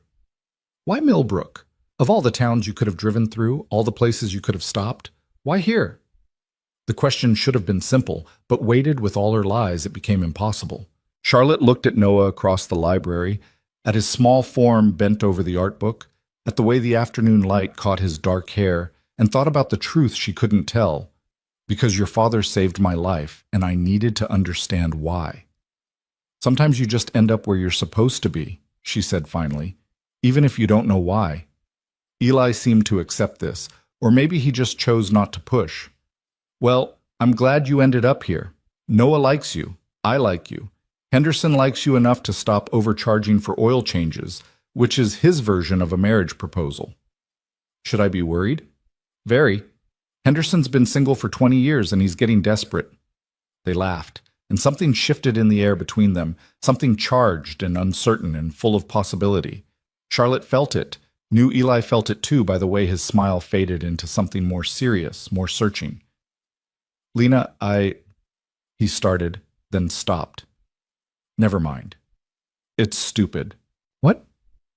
I was going to ask if you wanted to have dinner sometime, like actual dinner. Not festival food or lunch at Rosie's, but dinner where we sit down and talk, and maybe it could be... He stopped again, looking frustrated with himself. See? Told you. Stupid. It's not stupid. Charlotte's heart was hammering. I'd like that. Yeah? Yeah. His smile transformed his entire face, made him look younger and hopeful and terrified all at once. Okay, good. Tomorrow? There's this place in the next town over, nothing fancy, but they make this pot roast that's borderline religious. Tomorrow's perfect.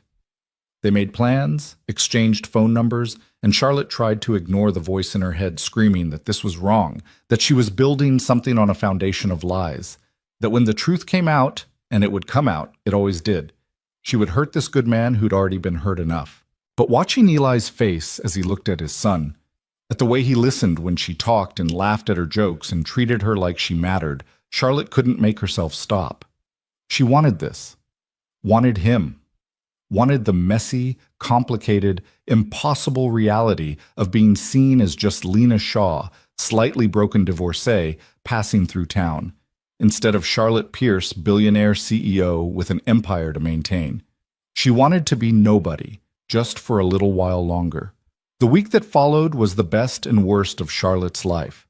Best because she and Eli fell into an easy rhythm.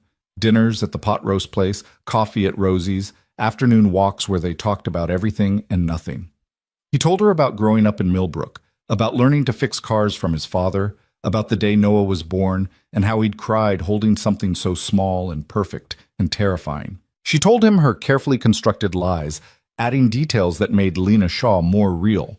The graphic design career, the ex-husband who'd wanted kids she wasn't ready for, the cross-country drive that was supposed to help her figure out what came next. She was good at lying. She'd been doing it her whole life in smaller ways, corporate smiles that meant nothing, strategic interest in boring men's hobbies, enthusiasm for deals that made her feel empty. But lying to Eli was different. Every fiction felt like theft, taking his honesty and giving back counterfeit currency. Tell me something true, he said one evening. They were in his living room, Noah asleep upstairs, the house quiet except for the old furnace's rhythmic wheeze. Something you've never told anyone. Charlotte's mind raced through all the truths she couldn't share, landing finally on one that was safe. I'm afraid I'll die without ever feeling like I've lived, like I'll get to the end and realize I spent my whole life chasing things that don't actually matter. Eli was quiet for a long moment, his hand warm where it held hers. I think about that sometimes too. After Sarah died, I realized how much time I'd wasted being angry about things that didn't matter. Bills, traffic, stupid arguments about whose turn it was to take out the trash. And then suddenly, there was no more time, and all I wanted was one more stupid argument about trash. Do you still love her? Yeah. But it's different now, less sharp, more like... He paused, searching for words. Like she's part of me instead of separate. Like I carry her with me wherever I go, but I'm not waiting for her to come back. Does that make sense? It makes perfect sense. He looked at her, his eyes reflecting lamplight. I like you, Lena. A lot. And that feels both good and terrifying because I don't know what I'm doing. I haven't done this since I was 22, and back then I at least had the excuse of youth for being an idiot. Charlotte's chest felt too small for everything she was feeling. I like you too, and I'm terrified too. But maybe that's okay. Maybe being scared means it matters. Maybe. He leaned closer, and Charlotte knew he was going to kiss her, wanted him to kiss her despite knowing it would complicate everything beyond repair. His lips were just inches from hers when, Dad? Noah's voice floated down the stairs, sleep rough and querulous. I had a bad dream. Eli pulled back, his expression cycling through disappointment, parental duty, and wry humor. Hold that thought. I'll be right back. He went upstairs, and Charlotte heard the murmur of his voice soothing Noah, the creak of bed springs as he sat on his son's bed.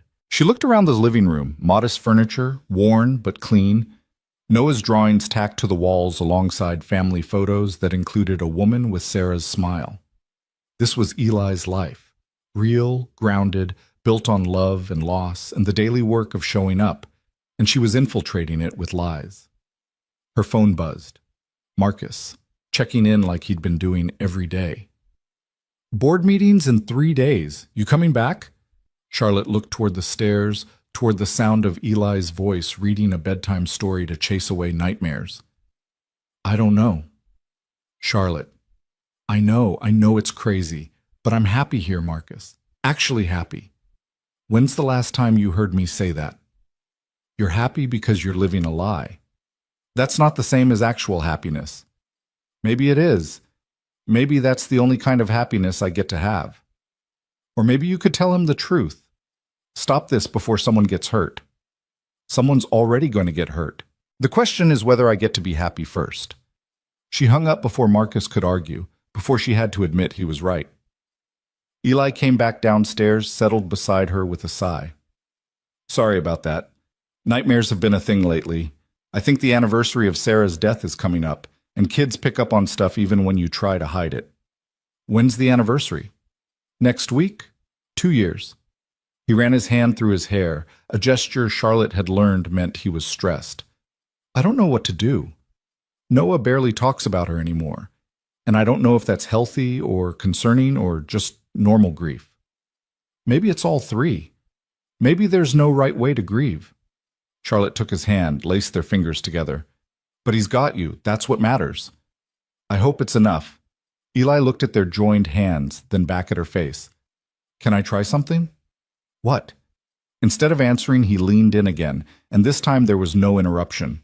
His lips met hers softly, questioningly, and Charlotte kissed him back with all the desperate honesty she couldn't voice. The kiss was gentle at first, then deeper, carrying weeks of attraction and loneliness and the aching need to be known. When they pulled apart, Eli's smile was devastating. I've been wanting to do that since the day you bought me lunch. Why didn't you? Because I'm an idiot who overthinks everything. He kissed her again, briefer. But I'm working on it.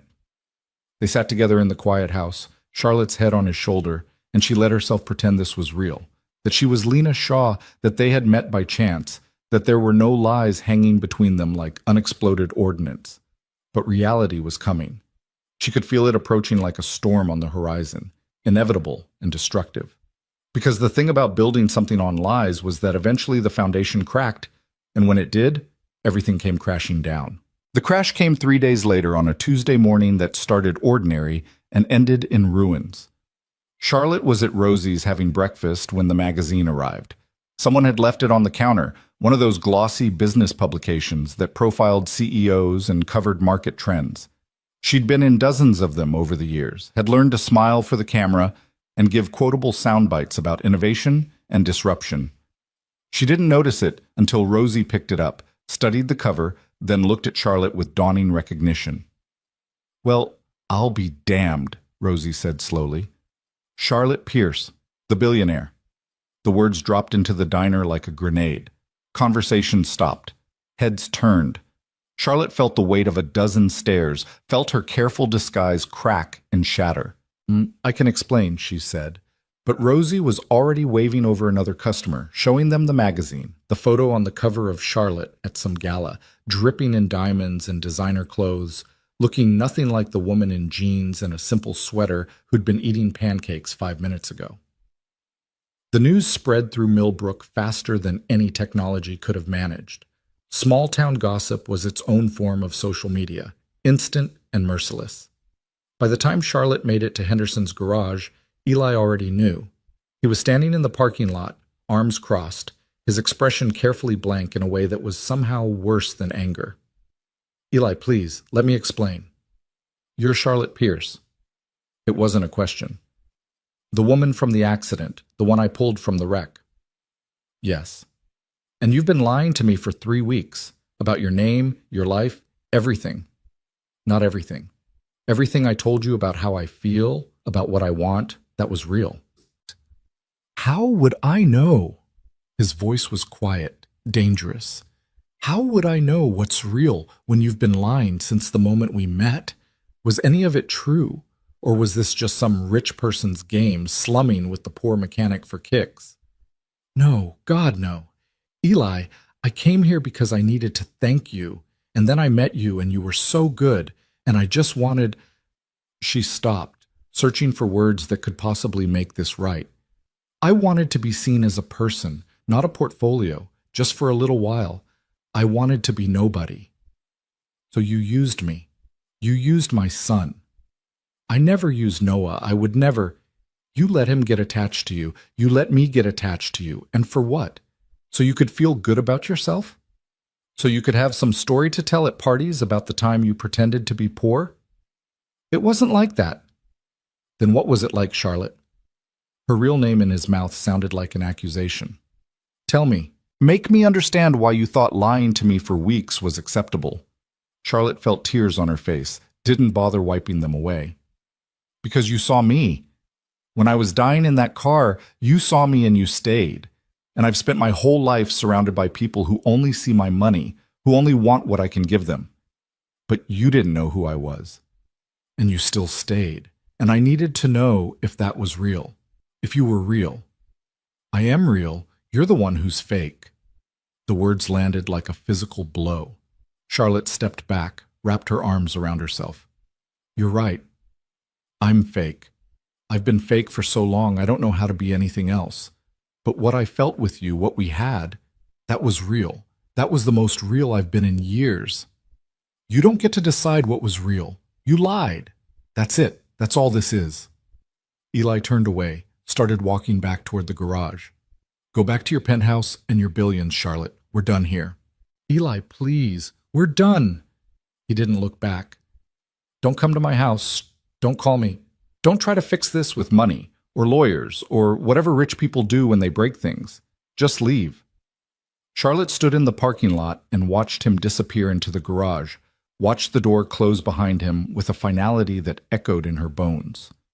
Around her, Millbrook bustled with its usual activity, people going about their days, but she felt utterly alone, more isolated than she'd ever felt in the glass towers of her corporate empire. She'd come to Millbrook looking for the man who'd saved her life. Instead, she'd destroyed his, and in the process she'd destroyed the only thing that had made her feel human in years.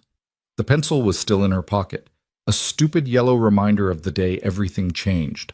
Charlotte pulled it out, looked at it through her tears, and wondered if it was possible to save someone's life and ruin it all at once. She'd found her answer, and it was breaking her heart. Charlotte drove back to Pittsburgh in silence, the Honda's engine humming beneath her while her mind replayed the look on Eli's face on an endless loop. Not anger. She could have handled anger. It was the disappointment that gutted her, the way he'd looked at her like she was something broken beyond repair. Marcus was waiting in her penthouse when she arrived, arms crossed, wearing his "I told you so" expression without needing to say the actual words. Don't, Charlotte said, dropping her keys on the marble counter. The sound echoed through the empty space, too loud in the silence. Whatever you're going to say, just don't. I was just going to ask if you wanted tea. I want something stronger than tea. At 2 in the afternoon? It's 5 o'clock somewhere, and I just destroyed the life of the man who saved mine. I think I've earned a drink. She collapsed onto the couch that cost more than Eli's entire house, still wearing Lena Shaw's clothes, and wondered when she'd become someone she didn't recognize. He told me to leave, to go back to my billions and leave him alone. Marcus moved to the bar, poured 2 glasses of scotch that cost more per bottle than Eli made in a month. He handed her one and sat in the chair across from her, the same configuration they'd used for thousands of business meetings, except this time Charlotte was the problem that needed solving. What did you expect? He asked, not unkindly. You lied to him for weeks, built a relationship on fiction. He has every right to be angry. I know. The scotch burned going down, sharp and clarifying. I know I screwed up, but Marcus, when I was with him, I felt like a person. Not a CEO, not an heiress, just a woman having breakfast and painting pumpkins and talking about art with an 8-year-old. Do you know how long it's been since I felt human? So you used him to feel better about yourself. It wasn't like that. But even as she said it, Charlotte wondered if it was exactly like that. Had she been using Eli as some kind of emotional rehabilitation, a way to remember what it felt like to be seen for who she was rather than what she had? I cared about him. I still care about him. Then tell him the truth, all of it. Why you came, why you stayed, what it meant to you. He doesn't want to hear from me. He made that very clear. Then give him time and space. Let him process. Marcus sipped his scotch, studied her with the same analytical gaze he used on quarterly reports. You're Charlotte Pierce. You've negotiated hostile takeovers and survived boardroom coups. A small-town mechanic's hurt feelings shouldn't be beyond your capabilities to handle. This isn't business, Marcus. I can't just throw money at it until it goes away. No, but you can be patient, strategic. Figure out what you actually want, and then pursue it with the same intensity you use for everything else. What if what I want is impossible? You built $1 billion empire from a small gallery your father left you. You turned a regional operation into a global conglomerate. Nothing's impossible for you when you actually try. Charlotte looked at him, at her friend and assistant, and the person who knew her better than anyone, and felt something shift in her chest. Marcus was right.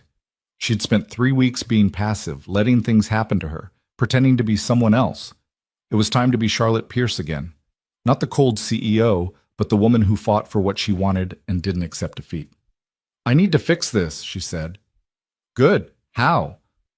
I don't know yet, but I'll figure it out. The board meeting was a disaster. Charlotte showed up late, still distracted, and spent 2 hours fielding questions about quarterly performance while her mind was 3 hours away in a small town she'd probably never see again. The board members noticed her distraction, exchanged looks that promised future problems, but she couldn't bring herself to care. After the meeting, James cornered her in the hallway outside the conference room. What's going on with you, Bet? He asked, his concern manifesting as irritation the way it always did. You were completely checked out in there. Henderson from Acquisitions asked you 3 times about the Tokyo deal, and you just stared at him. I'm fine. You're not fine, you haven't been fine since the accident. He lowered his voice, glanced around to make sure they were alone. Charlotte, talk to me. What happened in Millbrook? She almost told him everything, the lies, the connection, the spectacular way it had all fallen apart. But James wouldn't understand. He'd never done anything reckless or messy in his life. He'd married the right woman, invested wisely, lived carefully. He was good at being good. Charlotte had never been good at being good.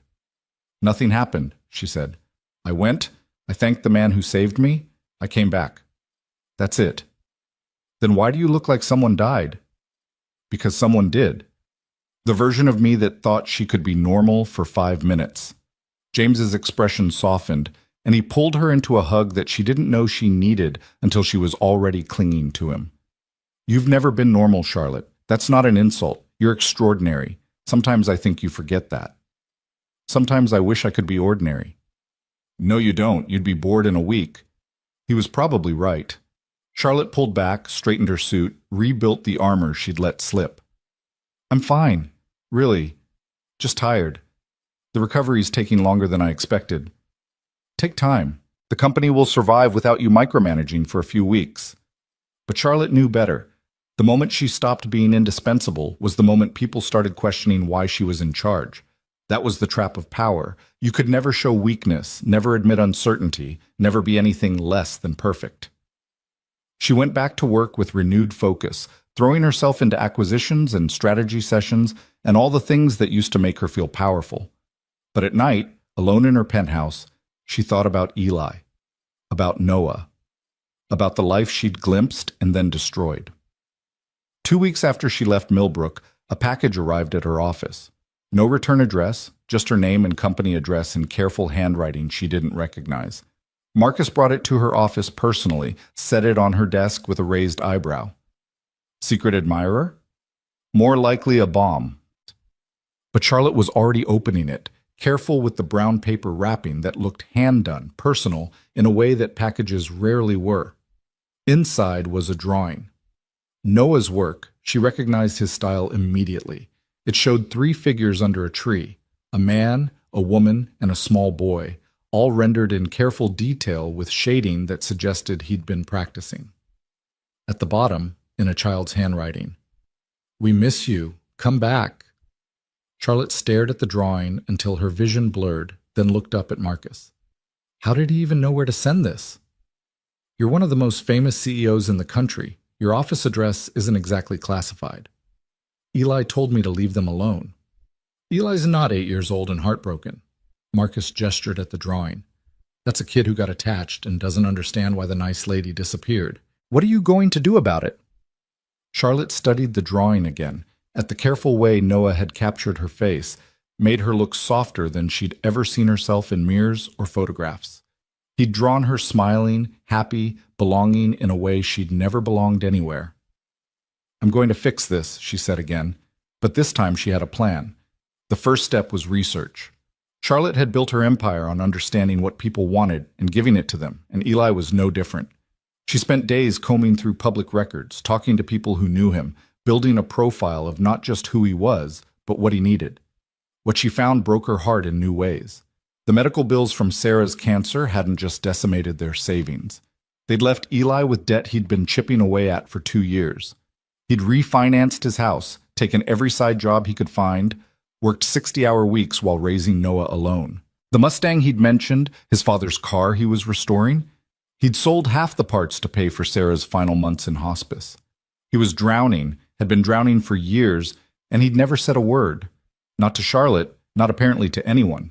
He just kept his head down and kept fighting, because that's what good men did. "You could pay off his debts," Marcus suggested when she showed him what she'd found. "Anonymous donation. Solve his problems without involving yourself." "No." Charlotte was already shaking her head. "That's exactly what he'd hate. That's me using money instead of actually fixing things." "So what's your alternative?" "I don't know yet, but it has to be right. It has to be something that helps without insulting him, that gives him options without making him feel bought." The answer came from an unlikely source, Noah's drawing. Charlotte had it framed and hung in her office, and one day her curator from the Paris office came in for a meeting, stopped dead when she saw it. "Where did you get this?" Margot asked, moving closer to study the piece. She was French, elegant, with an eye for talent that had made Charlotte's galleries millions.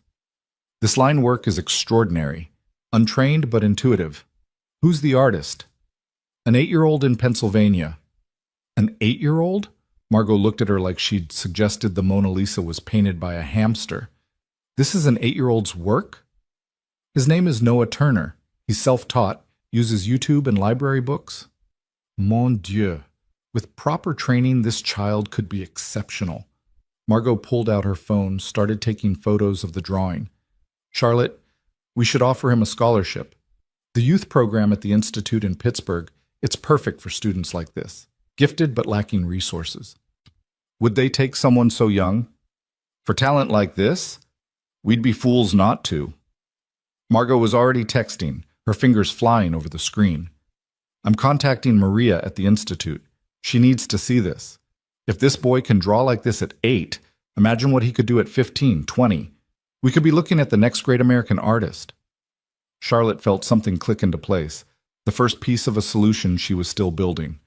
The scholarship would cover everything: lessons, materials, exhibitions. Everything. We have donors specifically for cases like this. Young artists from disadvantaged backgrounds who show promise.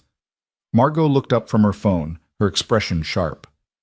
"Why do I feel like you have ulterior motives?" "Because you know me too well.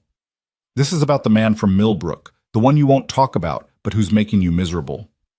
His son deserves a chance. That's not ulterior, that's just true. And if offering his son a scholarship gets you back into the father's life, then that's a side benefit." Charlotte stood, moved to the window overlooking Pittsburgh. "I owe him everything, Margot. He saved my life. The least I can do is help his son achieve his potential." "The least you can do is tell him you love him." Charlotte turned, surprised. "I never said I loved him." "You didn't have to. I've known you for 15 years, Charlotte. I've never seen you like this. Not over any man, any deal, anything. Whatever happened in that town, it changed you." Margot picked up her bag, headed for the door. "I'll arrange the scholarship, But you should know, trying to buy your way back into someone's life never works. Eventually, you have to just be honest. After she left, Charlotte stood at the window and thought about honesty.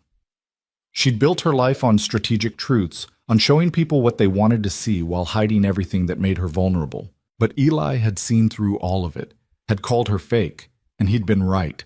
The question was whether Charlotte Pierce could learn to be real, or if she'd spent too many years performing to ever remember how to just be. The scholarship offer went out 3 days later, a formal letter from the Pittsburgh Institute of Fine Arts offering Noah Turner a full scholarship to their youth program. Classes every Saturday, all materials included, exhibition opportunities, mentorship from working artists.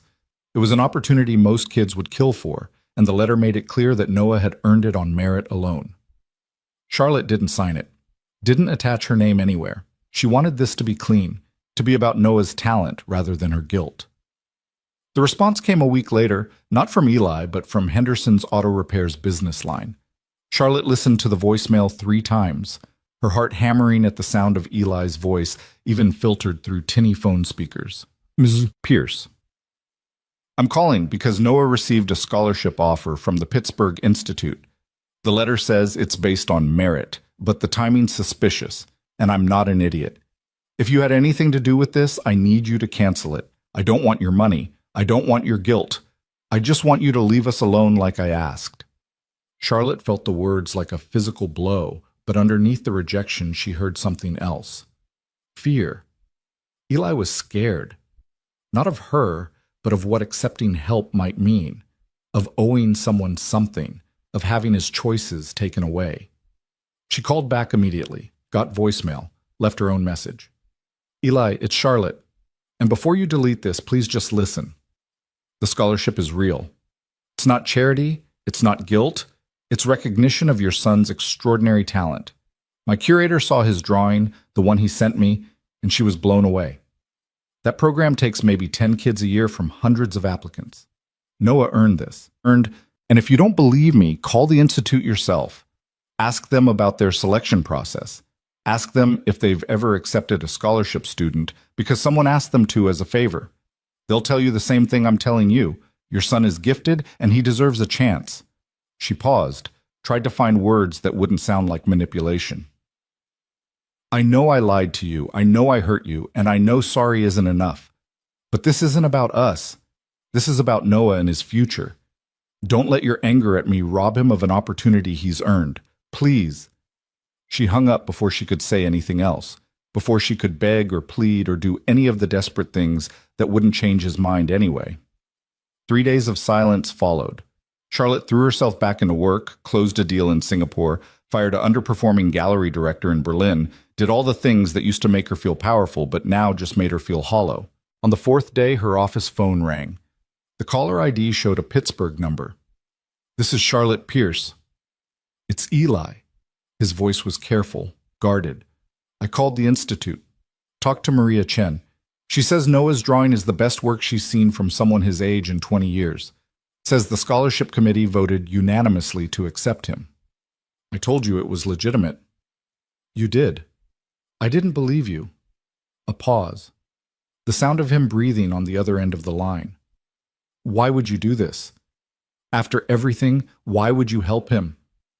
Because he's talented. Because he deserves opportunities that Millbrook can't give him. Because, Charlotte stopped, then made herself say it. Because I care about him, and I care about you, and I'm sorry isn't enough, but I don't know what else to give you except the truth. The truth. That's rich coming from you. I know, but I'm trying. I'm trying to be honest now, even if I screwed up before. She took a breath, steadied herself. The scholarship is real. It has nothing to do with you and me. If you never want to see me again, that's fine. I'll respect that. But don't punish Noah because you're angry at me. The silence stretched so long Charlotte thought he'd hung up. Then, he wants to accept it. Noah, he's been talking about it nonstop for 3 days. Keeps asking if he can really go, really learn from real artists. Eli's voice cracked slightly. I want to give him this, but I don't want to owe you anything. You don't owe me anything. This is separate. This is just about giving a gifted kid the tools he needs to become who he's meant to be. Nothing's ever just about one thing with you, Charlotte. Everything's an angle, a play, a strategic move. You're right. That's who I've been for a long time.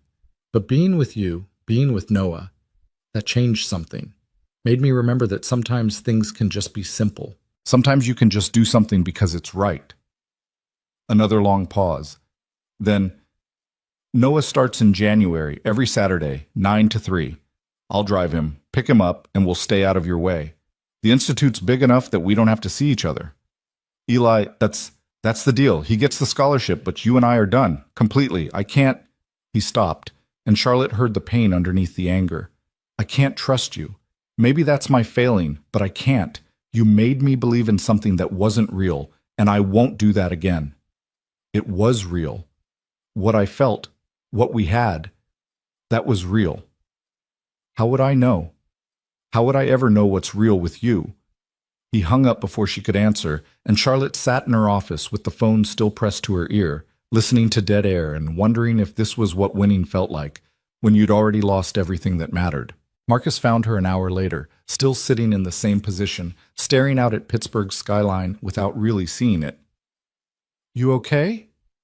Noah's taking the scholarship. Eli wants nothing to do with me. So you got what you wanted. Half of what I wanted. Charlotte finally set down the phone, turned to face him. Is this it? Is this the best I get? Helping from a distance while the person I care about hates me? I don't think he hates you. I think he's hurt and scared and protecting himself. Marcus sat in the chair across from her desk, the same formation they'd used 100 times. You could fight for him. Show up at the Institute, force him to talk to you, wear him down until he forgives you. That would just prove him right, that I'm manipulative and strategic and everything he thinks I am. Or you could give him space, let him process. Maybe in time he'll realize that what you had was real, lies and all. And if he doesn't, then you gotta help an 8-year-old achieve his dreams, and you learn something about being honest. That's not nothing. Charlotte knew Marcus was right, but it still felt like losing. She'd spent her whole life winning, and she didn't know how to accept defeat gracefully, especially when what she was losing mattered more than any business deal ever had. The weeks crawled by. Charlotte tracked Noah's progress through Margot, who tracked it through Maria at the Institute. The boy was thriving. His teachers were amazed at his progress, his natural instinct for composition and color. He'd made friends with other young artists, was coming out of his shell in ways that delighted everyone who worked with him. He asks about you sometimes, Margot mentioned during one of their calls. Noah. He asks Maria if you're coming to see his work. What does she tell him? That you're very busy. He seems to accept that, but Maria says he always looks disappointed. Charlotte wanted to go, wanted to see Noah's work and watch him learn and be part of his growth. But she'd promised Eli space, and she was trying to be the kind of person who kept her promises, even when it hurt. Thanksgiving came and went. Charlotte spent it alone in her penthouse, turning down James's invitation to London because she couldn't face questions about why she looked so miserable. She worked through Christmas preparations, approved bonuses, attended parties where she smiled and made small talk and felt nothing. On December 15th, a package arrived at her office. This one had a return address, Eli's house in Millbrook. Charlotte stared at it for 10 minutes before she could make herself open it. Inside was a letter and a drawing. The drawing was Noah's, another family scene, but this one showed just 2 figures under the tree, Eli and Noah. The third space, where Charlotte had been in the first drawing, was empty, not crossed out, just empty, like a ghost or a question. The letter was from Eli, his handwriting neat and careful.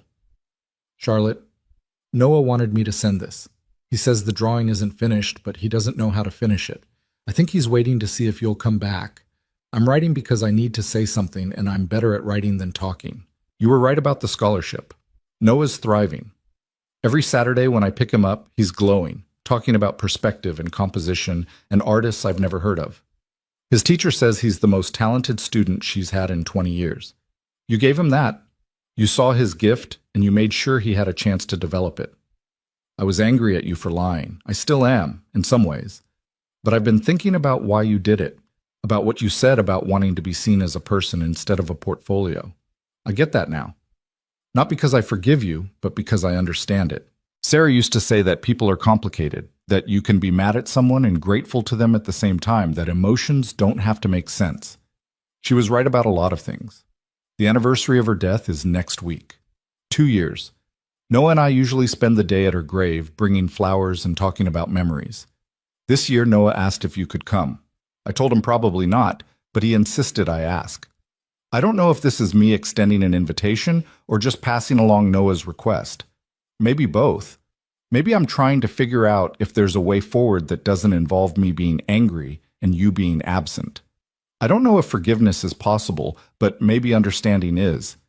If you want to come, we'll be at Millbrook Cemetery at 2 p.m. on December 21st.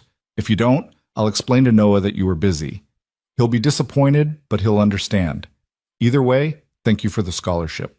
Thank you for seeing Noah's gift and making sure it didn't go to waste. Whatever else happened between us, that was good. That was real. Eli. Charlotte read the letter 3 times, then looked at the drawing again, at the empty space where she'd been, at the careful way Noah had left room for her to return. She picked up her phone, called Marcus. I need you to clear my schedule for December 21st. That's the donor gala. You're the keynote speaker. Then find someone else to speak. I have somewhere more important to be. Millbrook? Millbrook. Marcus was quiet for a moment, then, good. It's about time. Marcus? Yeah? What if I get there and he tells me to leave? Then you leave. But at least you tried. That's more than you usually do. Charlotte hung up and started planning. Not a strategic plan, not a business maneuver, just a simple plan. Show up, be honest, let Eli decide what happened next. It was terrifying in its simplicity, in the complete lack of control. But maybe that was the point. Maybe real connection meant giving up control, meant trusting someone else with your truth and hoping they didn't break it. The days until December 21st felt endless and too fast all at once. Charlotte tried to work, tried to focus, but her mind kept drifting to Millbrook, to Eli, to the conversation they'd have at a cemetery while marking the death of the woman he'd loved. On the morning of the 21st, Charlotte woke early and dressed carefully. Not in her CEO armor, but in simple clothes that wouldn't stand out. Jeans, a sweater, a coat that was warm but not expensive looking. She looked at herself in the mirror and barely recognized the woman staring back. No makeup, no designer labels, just a person trying to be present for something that mattered. The drive to Millbrook felt both familiar and foreign. She'd made it before, but that time she'd been running towards something. Now she was walking into uncertainty, into a moment that could either rebuild what she'd broken or shatter it beyond any repair. Millbrook Cemetery sat on a hill overlooking the town, a peaceful space with old trees and older headstones. Charlotte found it easily, parked her Honda beside Eli's truck, and took a moment to steady her breathing before getting out. They were already there, Eli and Noah standing beside a simple granite headstone, the boy holding a bouquet of flowers that looked hand-picked rather than store-bought.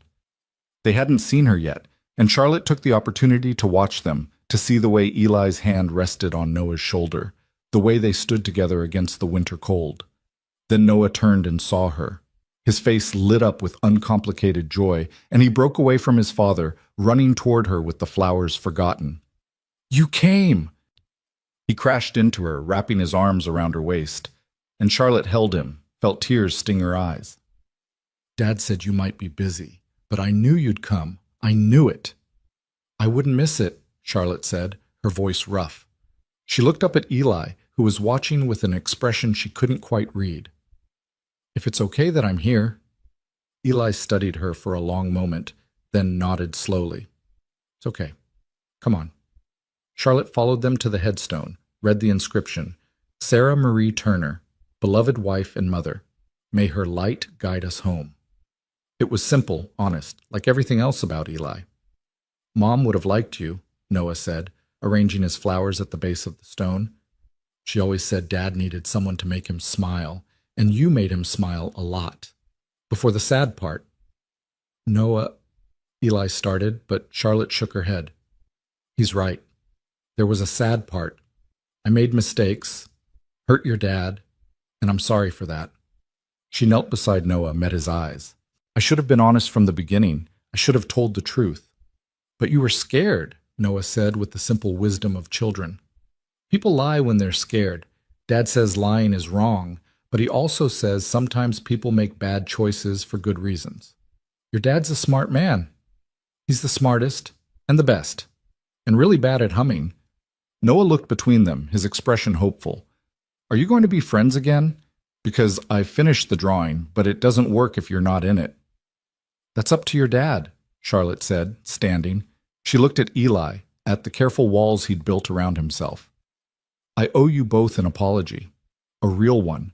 Not the kind I gave before where I made excuses, but an actual acknowledgement of what I did wrong. Okay, Eli said quietly. I'm listening. Charlotte took a breath, made herself vulnerable in a way she'd spent her whole life avoiding. I lied to you because I was afraid.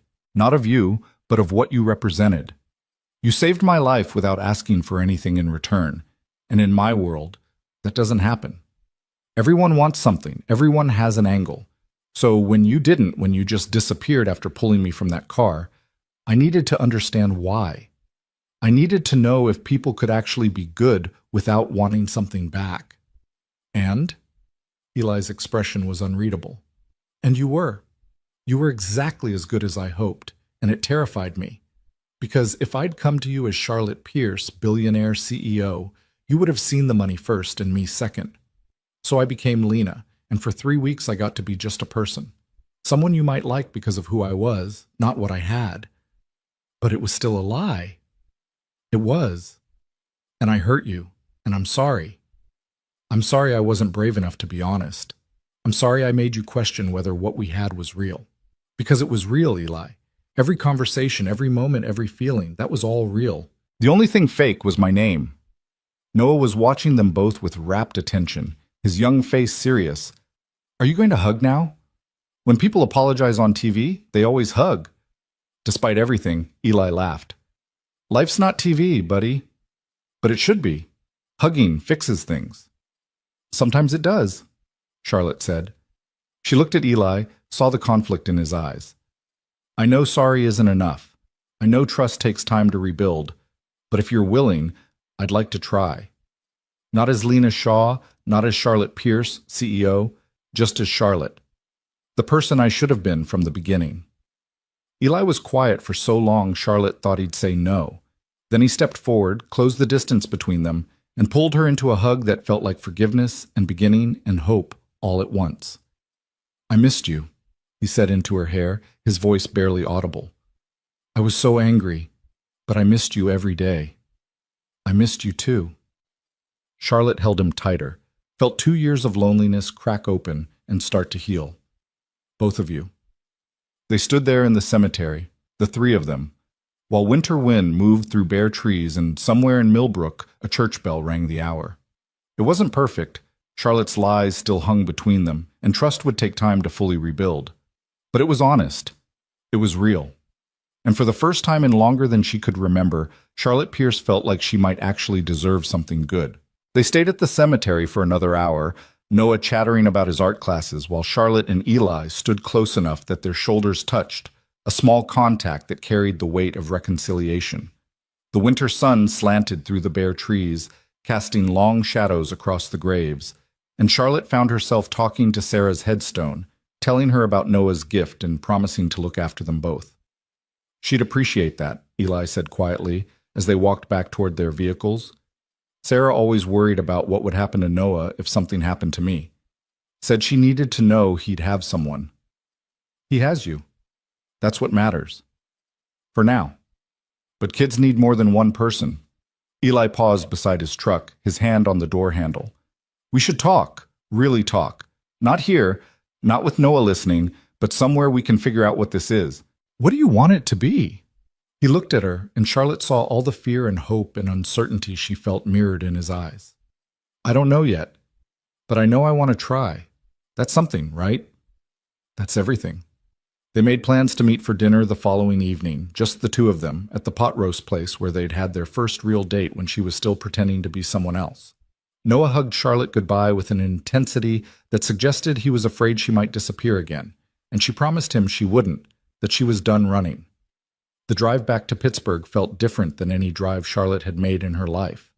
not running towards something or away from something, just existing in the space between moments, letting herself feel uncertain and hopeful and terrified all at once.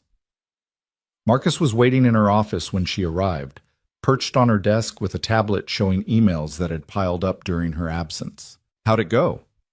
Good. Scary. Real. Charlotte dropped into her chair, felt the familiar leather mold to her back. We're having dinner tomorrow, actually talking about what happens next. And what do you want to happen next? I want him. I want Noah. I want the messy, complicated reality of building something that matters. She looked at Marcus, at her friend who'd watched her build an empire but had never seen her happy. But I don't know how to make that work with this. She gestured around the office, at the life she'd constructed. So change it. You're Charlotte Pierce. You've restructured entire companies. Restructuring your life should be easy. Nothing about this is easy. No, Marcus agreed, but the hard things are usually the ones worth doing. That night, Charlotte sat in her penthouse and made lists. Not strategic plans or business proposals, but honest assessments of what she wanted and what she was willing to sacrifice to get it. The company would survive without her constant presence. She'd built it too well for it to fail just because she stepped back. The board would complain, but boards always complained. What mattered was whether she could live with herself if she let fear of change keep her from the first real happiness she'd felt in years. By morning, she had a plan. Not a manipulation or a strategic move, just an honest offer of who she was and what she could give. The pot roast place was exactly as Charlotte remembered. Worn booths, checkered tablecloths, the smell of comfort food, and the low hum of people enjoying simple meals. Eli was already there when she arrived, sitting in the same booth they'd shared before, and the sight of him made her heart do complicated things in her chest. "You're early," she said, sliding in across from him. "So are you. Guess we're both nervous." Terrified, actually. "Good. I'd hate to be the only one." He smiled, but Charlotte could see the tension in his shoulders, the way his hands gripped his water glass, like it might save him from drowning. "I've been thinking about what I want to say to you for weeks.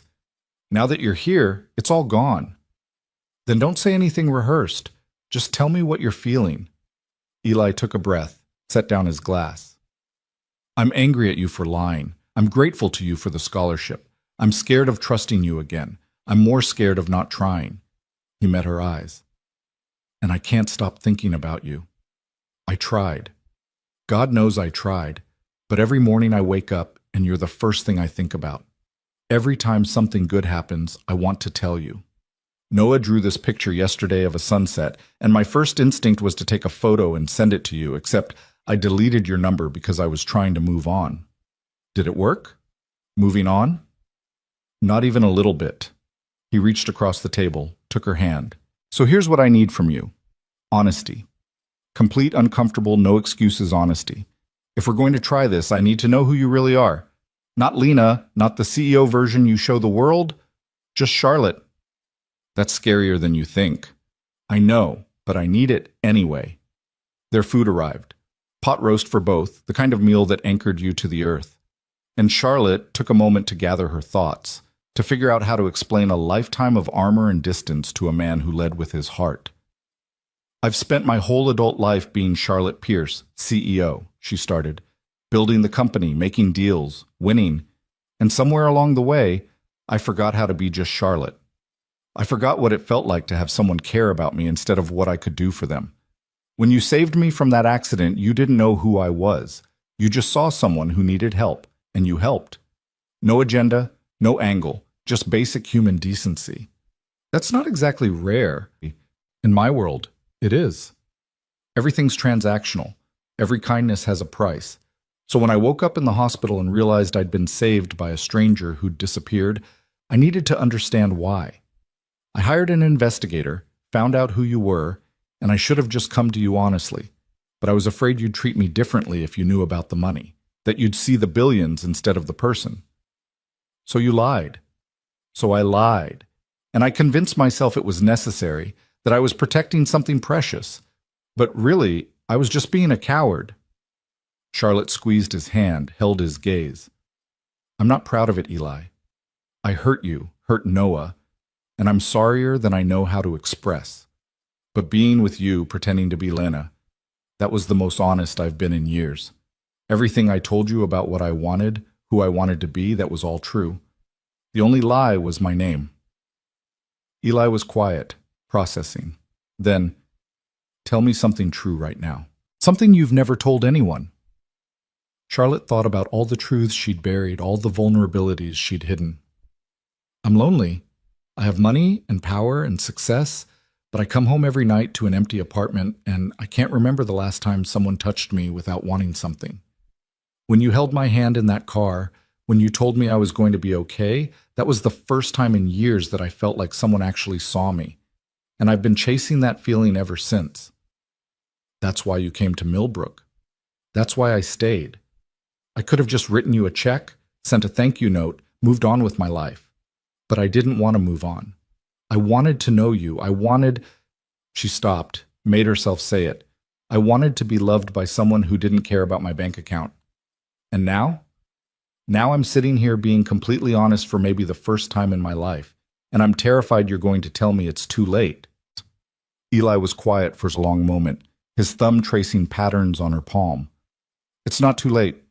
But Charlotte, I need you to understand something. I'm not a project. I'm not something you can fix or save or add to your portfolio of good deeds. I'm just a guy trying to raise his kid and keep his head above water, and I don't have the energy for games. I'm not playing games, not anymore. Then what are you doing? I'm trying to be brave enough to want something that scares me. Charlotte felt tears prick her eyes. I'm trying to believe I deserve something real, even though I screwed it up the first time. I'm trying to convince you to give me another chance. What would that look like? Another chance? You live in Pittsburgh running a billion-dollar company. I live in Millbrook fixing cars. How does this work? I don't know, but I'm willing to figure it out if you are. They ate in silence for a while, both thinking about logistics and complications and all the practical reasons why this shouldn't work. But Charlotte had spent her whole life being practical, and it had left her alone in a tower of glass and steel. For once, she wanted impractical. She wanted messy and complicated and real. I have a proposal, she said finally. And before you say no, just hear me out. I'm listening. I step back from the company. Not completely, but significantly. I promote Marcus to COO, let him handle day-to-day operations. I keep my seat on the board, stay involved in major decisions, but I'm not working 60-hour weeks anymore. And I spend more time in Millbrook. I get an apartment, something small, nothing that screams money. I become part of the community instead of a tourist. And we date. Properly. Honestly. We figure out if what we had was real or just the fantasy of who I was pretending to be. Eli stared at her. You'd give up your company? I'm not giving it up. I'm just stopping letting it be my entire life. There's a difference. Charlotte leaned forward, urgent. Eli, I built that company because I needed to prove I was worth more than my father's legacy. I needed to win, but I've won. I've proven whatever I needed to prove, and now I'm asking myself what comes next, and the answer is this. You, Noah. A life that means something beyond quarterly earnings. What if it doesn't work? What if we try and it falls apart? Then at least we tried. At least I was brave enough to want something more than success. She smiled, shaky but genuine. Besides, failure's not that scary once you've been pulled from a burning car by a stranger who wouldn't take no for an answer. It wasn't burning. Felt like it was. Eli laughed despite himself, and Charlotte felt something in her chest unknot. You're serious about this? About Millbrook? Completely serious. I've already talked to Marcus about restructuring. We're meeting with the board next week to present the transition plan. I'm not asking permission, I'm informing them. They'll adjust. And if they fire you? Then I'll find something else to do. Maybe open a small gallery in Millbrook. God knows the town could use some culture beyond the library bulletin board. She was only half joking. The idea of scaling down, of focusing on art for art's sake instead of profit margins, was surprisingly appealing. The point is, I'm choosing this. I'm choosing you, if you'll let me. Eli studied her face, searching for something. Whatever he found must have satisfied him because he smiled, slow and genuine. Okay. Okay? Okay, let's try. But Charlotte, I need you to know this isn't going to be easy. We're from different worlds. Noah's going to have questions I don't know how to answer. The town's going to gossip. Henderson's probably going to try to sell your story to some reality TV producer. Let them gossip. I've survived hostile takeovers and corporate espionage. I can handle small-town gossip. Charlotte squeezed his hand. I'm not expecting easy. I'm just expecting real. They finished dinner making plans, talking through logistics and concerns, and all the practical details that came with trying to merge two incompatible lives. It wasn't perfect. There were still gaps they'd have to bridge, wounds that would take time to heal. But it was honest. It was a start.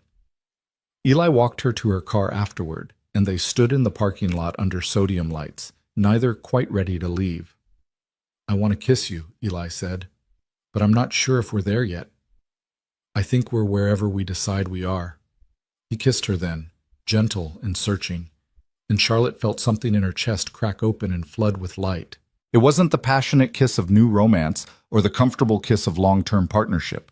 It was something in between, something uncertain and hopeful, and weighted with the knowledge that they were building something fragile that could either grow strong or shatter completely.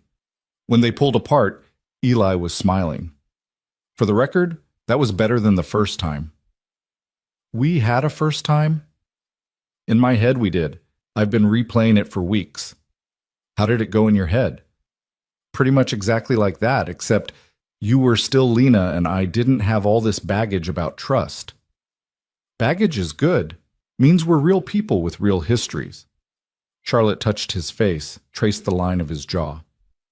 I'm going to screw this up sometimes. I'm going to be too focused on work, or too afraid to be vulnerable, or too something, but I promise I'll try. And I promise I won't lie to you again. That's all I need. The trying, the honesty. He kissed her forehead. Go home. Get some sleep.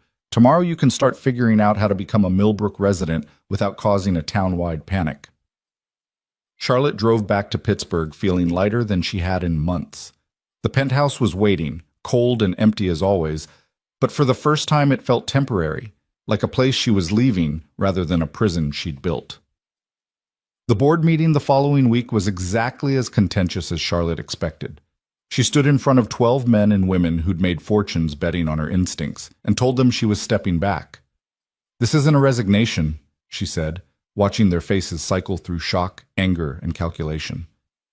I'm remaining on the board, maintaining majority ownership, and staying involved in major strategic decisions. But I'm promoting Marcus Chen to COO and shifting to a more advisory role. The company's strong enough to survive without me micromanaging every decision. With all due respect, Ms. Pierce, Henderson from Acquisition said, and Charlotte had learned that with all due respect always preceded something disrespectful. You built this company on your vision. Stepping back now sends a message that you've lost faith. I haven't lost faith in the company. I've gained faith in something else. Charlotte met his eyes, refused to flinch. I nearly died 4 months ago. That changes your perspective. Makes you realize that building an empire means nothing if you have no one to share it with. So this is about a man. James spoke up from his seat at the far end of the table, his expression unreadable. The mechanic from Millbrook. This is about choosing to have a life instead of just a career. If you want to reduce that to being about a man, that's your choice. But I'm not asking permission. I'm informing you of a change in operational structure. Marcus is more than capable of running day-to-day operations. He's been doing half my job for years anyway. Marcus, sitting beside her, gave a small nod of agreement. They'd rehearsed this, prepared for every objection, but Charlotte could still feel the room's resistance like a physical force. What happens when this relationship ends? Another board member, Patricia Lim, asked the question with the clinical detachment of someone analyzing a merger. You've restructured the entire company around a personal decision. If it falls apart, you'll want back in, and by then Marcus will have established himself. We'll have competing leadership. Then we'll deal with it, like adults, like the highly paid professionals we all pretend to be. Charlotte smiled without warmth. I'm 40 years old. I've built this company from a small gallery into a global operation. I've earned the right to have a personal life. If any of you disagree, you're welcome to sell your shares. I'll buy them myself. The meeting continued for another 2 hours, but Charlotte had won before it started. She owned controlling interest, had the loyalty of key staff, and most importantly, she had the confidence of someone who'd already survived the worst things she could imagine. Corporate politics couldn't touch her anymore. Afterward, James cornered her in the hallway. That was brutal. That was necessary. Charlotte gathered her papers, ready to leave. They'll adjust. They always do. Charlotte, James caught her arm, made her look at him. Are you sure about this? You've never been the settling down type. What happens when you get bored in Millbrook? When the novelty wears off and you're stuck in a small town with a mechanic and his kid? Then I'll be stuck in a small town with people who actually care about me. Sounds terrible. I'm serious. So am I. Charlotte softened, recognized her brother's concern for what it was. Love, even if he expressed it badly. James, I've been miserable for years. I just hid it well. Maybe this won't work. Maybe I'll hate small-town life and Eli will realize I'm too damaged for a real relationship. But at least I'll have tried. At least I'll know what it feels like to choose something other than success. I just don't want you to get hurt. I'm already hurt. I've been hurt for years. This is me trying to heal. She left him standing in the hallway and went home to start packing. Not everything. The penthouse would remain hers, an anchor to return to when she needed the city. But enough to fill an apartment in Millbrook, enough to signal that she was serious about building a life there. Marcus helped her sort through years of accumulated possessions, making piles of what to keep, donate, or store. You're really doing this, he said, watching her pack books into boxes. Moving to a town of 2,000 people to date a widowed mechanic. When you say it like that, it sounds insane. Because it is insane. It's also the sanest thing you've done in years. Marcus handed her another book, a coffee table volume on modern art that had never been opened. For what it's worth, I think you're making the right choice. Yeah? Yeah. You've been half alive since I've known you. Maybe this guy can make you whole. That's a lot of pressure to put on one person. Good thing he's already proven he can handle pressure. He pulled you from a burning car, remember? It wasn't burning. Details. Charlotte found an apartment a week later, a modest 2-bedroom on the second floor of an old Victorian that had been converted into units. It had hardwood floors and high ceilings and windows that looked out over Maple Street, where kids played and neighbors waved to each other, and life happened at a pace slow enough to actually observe. She moved in on a Saturday, and within hours, half of Millbrook had found reasons to walk past, to catch a glimpse of the billionaire who'd chosen their town. Eli and Noah showed up around noon with sandwiches from Rosie's and mussels for carrying boxes. Town's buzzing, Eli said, hauling a box labeled kitchen up the stairs. Mrs. Patterson told Henderson, who told Rosie, who told everyone that Charlotte Pierce bought the old Morrison apartment. I think we're the most interesting thing that's happened since the Pizza Hut closed. Sorry about that. Don't be. I'm enjoying being the guy who's dating the billionaire. Makes me sound more interesting than I am. You're interesting enough without my bank account. They spent the afternoon unpacking while Noah explored the apartment, claiming the second bedroom as his own for weekends when he stayed over. Charlotte watched him arrange his art supplies on the built-in shelves and felt something settle in her chest, something like belonging. This is weird, right? Eli asked later when Noah was distracted with hanging drawings. You living here. Us doing this. Completely weird. But good weird? The best kind of weird. Charlotte kissed him, brief and sweet. Thank you for giving me a chance. Thank you for being brave enough to take it. The first few weeks were an adjustment. Charlotte had to learn how to live at Millbrook's pace, how to stop checking her phone every 5 minutes, how to have conversations with neighbors that weren't networking opportunities. She attended town council meetings and volunteered at the library and learned that community wasn't something you bought your way into. It was something you built through showing up day after day until people stopped seeing the money and started seeing the person. Eli had his own adjustments to make. Dating someone with Charlotte's resources meant navigating questions about who paid for dinner, how to handle the obvious wealth disparity, what it meant for their future. They fought about it once, a real fight where voices were raised and doors were slammed when Eli found out Charlotte had quietly paid off his mortgage. I told you I didn't want your money, he said, pacing her small living room while Charlotte sat on the couch trying not to cry. I told you I needed to handle my own problems. It wasn't charity, it was removing an obstacle so you could breathe. It was you deciding what I needed without asking me. Again. That's exactly what you did before, Charlotte. Deciding what I should know and when I should know it. You're right.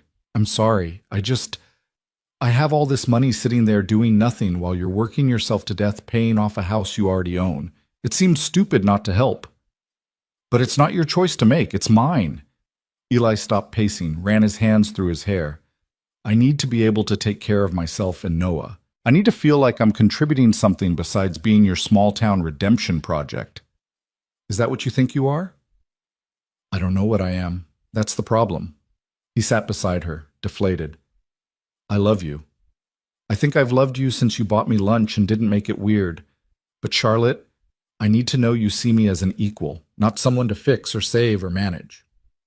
I do see you as an equal, but Eli, we're not equal financially. That's just reality. I have money, you don't, and pretending that doesn't matter is dishonest. The question is whether we can build something despite that imbalance. How? By you telling me when I overstep, by me asking instead of assuming, by both of us being uncomfortable sometimes because that's what real relationships are. Constant negotiation between two people who love each other but don't always agree.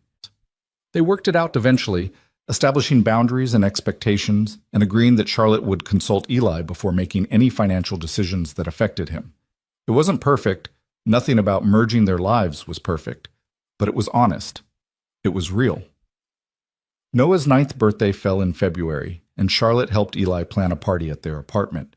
They invited Noah's classmates and his teachers from the institute, and half of Millbrook showed up, cramming into the small space with homemade dishes and genuine affection for the boy who'd lost his mother but hadn't lost his light. Watching Noah blow out his candles, surrounded by people who loved him, Charlotte felt something shift inside her. This was what she'd been missing, not the party itself, but the feeling of being part of something bigger than herself, of contributing to a community instead of just consuming. You okay? Eli asked, finding her in the kitchen where she'd escaped to start washing dishes. More than okay. I'm happy. Good. He wrapped his arms around her from behind, rested his chin on her shoulder. Noah asked me something today. About you. What? He asked when you were going to officially be his family. Eli's voice was careful, like he was approaching something fragile. I told him these things take time, but he pointed out that it's been almost 4 months, and you're already basically living together. What did you tell him? That I'd talk to you. Eli turned her around, kept his hands on her waist. Charlotte, I know we're still figuring things out. I know there's still trust being rebuilt. But I love you. Noah loves you. And I don't want to wait anymore to make this official. Official how? Instead of answering, he pulled a small box from his pocket. Not a ring box, too flat, but something small and carefully wrapped. Open it. Inside was a key, simple, brass, worn at the edges like it had been used for years. It's to my house, Eli said.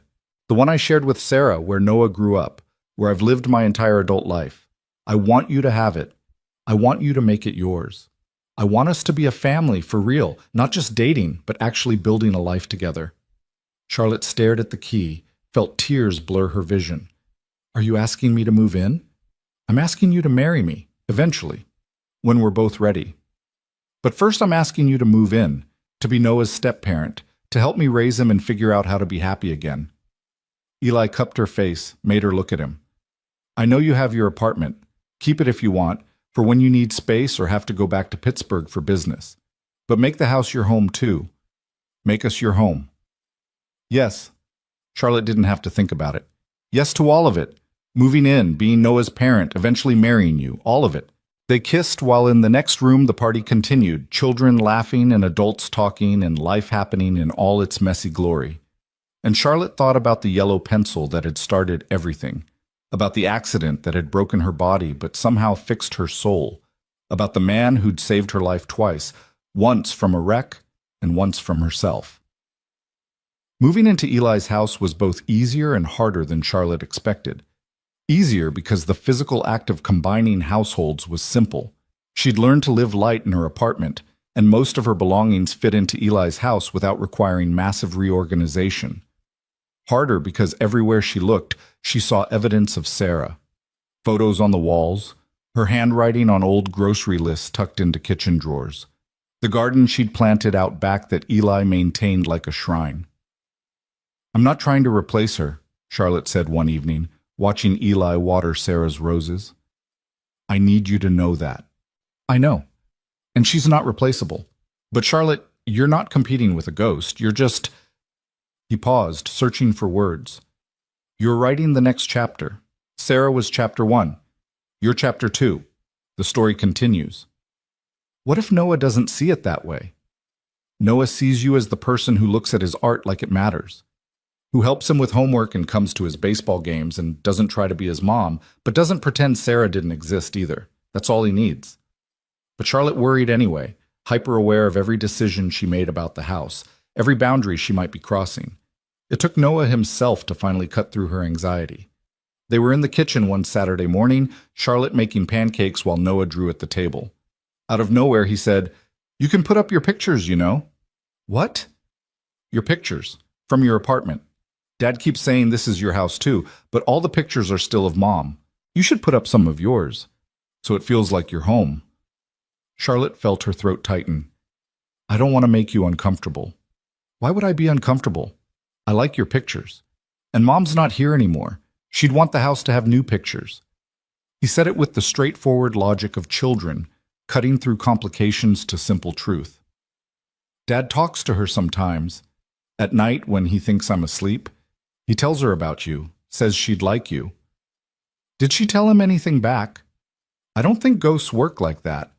But Dad seems happier after, so maybe she does." Noah looked up from his drawing, his expression serious. "I'm glad you're here. I'm glad Dad's not sad all the time anymore. And I'm glad you're teaching me about art and helping with homework and all the other stuff that parents do." "You're glad I'm being a parent?" "Yeah. Is that okay?" Charlotte had to sit down, had to press her hand to her chest where her heart was doing complicated things. "That's more than okay. That's perfect." They hung Charlotte's pictures that afternoon, modern prints she'd collected over the years, photographs from her travels, a small watercolor Noah had made for her birthday. The house transformed, becoming a blend of Sarah's memory and Charlotte's presence, and somehow it worked. Somehow the past and present coexisted without erasing each other. Spring came to Millbrook with sudden intensity, trees exploding into green and flowers carpet-bombing yards with color. Charlotte's Gallery in Pittsburgh launched a new exhibition featuring emerging artists, including 3 pieces by Noah Turner that sold within hours of opening. The success brought reporters asking questions about the 9-year-old prodigy, and Charlotte had to navigate protecting Noah's privacy while celebrating his talent. "This is what your life is always like, isn't it?" Eli asked, watching her handle a persistent reporter over the phone. "Constant management. Constant decisions." "Used to be. Now it's just occasional management. Mostly I get to focus on the good parts, finding talent, building artists' careers, making sure beautiful things find people who'll appreciate them." "Including me?" "Especially you." Charlotte ended the call, turned her full attention to him. "Though you're less finding talent and more being constantly amazed by your talent for fixing things. Cars, broken toys, broken billionaires." "You weren't broken. Just a little bent. I was a mess. I'm still kind of a mess." "Yeah, but you're my mess now." He pulled her close, kissed her forehead. "Speaking of which, Noah's at a sleepover. We have the house to ourselves. Want to do something scandalous like watch an R-rated movie or eat ice cream for dinner?" "I was thinking something even more scandalous." "Yeah?" "Yeah. Let's talk about wedding plans." They'd been engaged for 2 months. Eli had proposed properly on the anniversary of the day they'd met, with a ring he'd designed himself and Noah's enthusiastic approval. But they'd been too busy living life to focus on planning a wedding. Now, with spring in full bloom and their relationship solid enough to withstand scrutiny, it felt like time. "Small wedding," Eli said immediately. "I don't want a spectacle." "Neither do I. Just family and close friends, maybe the backyard. Under the oak tree where we had our first real conversation?" "The oak tree where I fixed your tire and you lied about your name?" That's the one. Scene of the crime and the beginning of everything good. They planned it for June, which gave them 3 months to organize what Charlotte insisted would be a simple ceremony. But simple was relative when you were Charlotte Pierce, and by the time invitations went out, the guest list had grown to include Marcus, James, and his wife Margaret, Noah's teachers from the Institute, Henderson and Rosie, and half of Millbrook, and a handful of artists Charlotte had worked with over the years. "This is not small," Eli said, looking at the seating chart Charlotte had drawn up. "This is a medium-sized concert. It's intimate by my standards. My father's funeral had 400 people, and half of them I'd never met. That's deeply depressing. That was my life before you. Now I get to have a wedding where I actually know and like everyone invited. That's progress." The weeks before the wedding passed in a blur of preparations and work and the daily business of being a family. Charlotte learned to navigate Noah's moods and Eli's stubbornness. Eli learned that Charlotte's version of "I'll just check my email quick" meant an hour of work. Noah learned that having two parents meant twice the homework help and twice the people saying no to late-night video games. They settled into rhythms, into routines, into the comfortable friction of people learning to share space and lives. It wasn't always easy. Charlotte's work still demanded travel sometimes, and Eli's insecurity about the wealth gap surfaced when she'd been gone too long. But they talked through it, fought through it, came out the other side stronger. A week before the wedding, Noah got sick. Not seriously, just a spring cold that hit hard, but enough to send him to bed with a fever and complaints that his body hurt everywhere. Charlotte sat with him while Eli ran to the pharmacy for medicine, reading aloud from one of Noah's art books and making him laugh with terrible British accents for all the artist quotes. "You're going to be my real mom soon," Noah said when she'd finished reading. His voice was hoarse from coughing, but his eyes were clear and serious. "I'm going to be your stepmom. Your real mom was Sarah. She'll always be your real mom." "Can I have two real moms?" Charlotte felt tears prick her eyes. "Yeah, kiddo, I think you can." "Good. Because I need two. One to remember and one to be with me." He snuggled deeper into his blankets, his small face flushed with fever. "Do you think Mom would be okay with you marrying Dad?" "I think she'd be happy your dad found someone to love, and I think she'd be glad you have someone to take care of you." "Do you love us? Like really love us? Not just because Dad saved your life?" "I love you both more than I knew it was possible to love anyone. Your dad's kindness gave me a reason to be better. Your art reminds me why beautiful things matter. You're both—" She had to stop, collect herself. "You're both the best things that ever happened to me." Noah smiled, already starting to drift towards sleep. "Good. Because you're one of the best things that happened to us too. Even when Dad was mad about the line, he was still thinking about you. He's bad at pretending he doesn't care." Charlotte stayed until he was fully asleep, then went downstairs to find Eli had returned with enough cold medicine to treat a small army. "How is he?" "Asleep, sweet, asking hard questions about whether Sarah would approve of us." "What'd you tell him?" "That she'd be happy we found each other." Charlotte took the pharmacy bags from Eli, started organizing medicine. He asked if he could have two real moms. And I said yes, because he can. Because Sarah's part of him and I'm becoming part of him, and those things don't cancel each other out. Eli pulled her close, held her in the middle of the kitchen where Sarah had cooked 1,000 meals, and Charlotte was learning to cook her own. "I love you, in case I don't say it enough." "You say it plenty, but I never get tired of hearing it." "Good, because I'm planning to say it for the next 50 years. The wedding day arrived with perfect June weather, the sky impossibly blue and the air scented with roses and fresh-cut grass. Charlotte dressed in her childhood bedroom at James's rented house. He'd insisted on flying in early to give her away properly, in a simple ivory dress that cost less than any of her business suits but felt more valuable. "You look beautiful," Margaret said, adjusting Charlotte's hair. "Not CEO beautiful. Actually, happy beautiful. That's because I am happy. Terrified, but happy. All brides are terrified. It means you're taking it seriously." Margaret stepped back, surveyed her work. "Charlotte, I've known you for 10 years. I've watched you build an empire and close impossible deals and never once looked satisfied. Today you look satisfied, Whatever this man did to you, I approve. He saved my life. Twice. Then I doubly approve. James walked her down the makeshift aisle they'd created in Eli's backyard, past folding chairs filled with people who genuinely cared about her future. The ceremony was short and sweet, officiated by a justice of the peace who'd known Eli since birth and had no problem gently roasting both bride and groom during the vows. Eli Turner, you're marrying a woman who owns buildings taller than this entire town. Charlotte Pierce, you're marrying a man who owns exactly one nice shirt and is currently wearing it. This is either the best decision you've both ever made or the plot of a romantic comedy. I'm betting on the former. They said their vows, traditional ones because both of them had been too emotional to write custom ones without crying, and exchanged rings.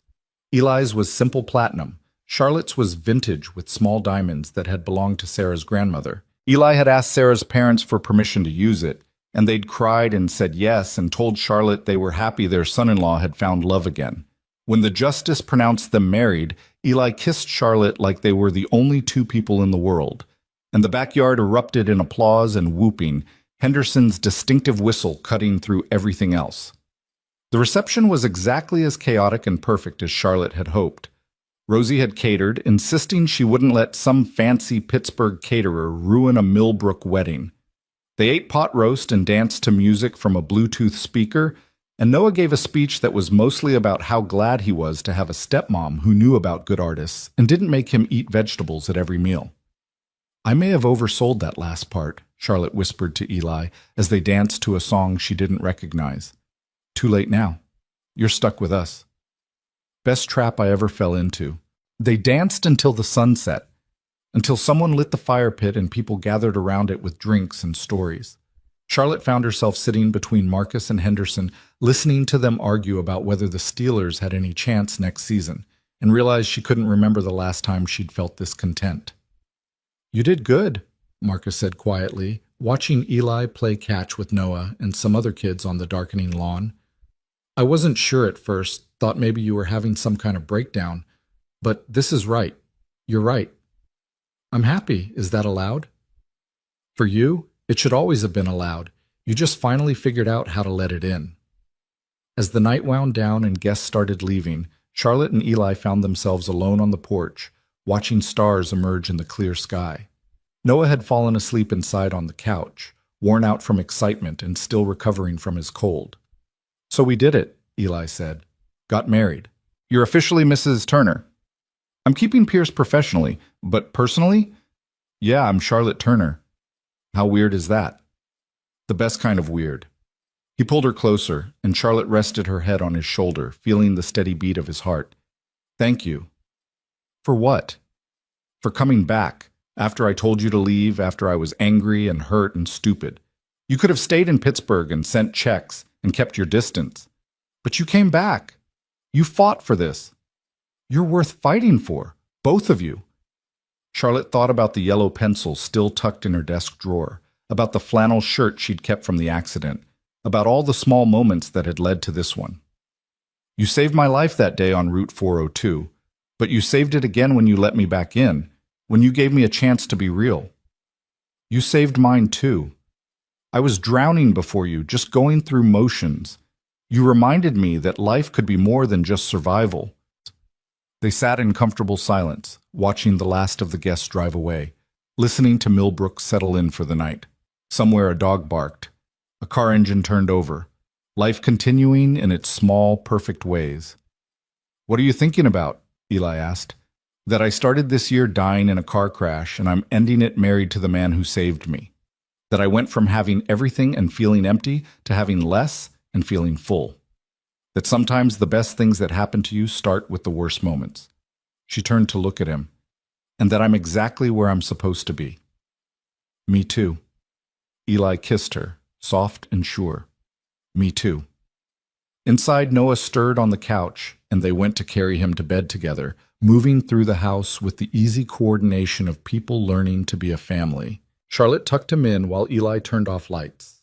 And when they finally collapsed into their own bed, their bed now, not his bed or her space, but something shared, Charlotte thought about how far she'd traveled from that November morning in the fog.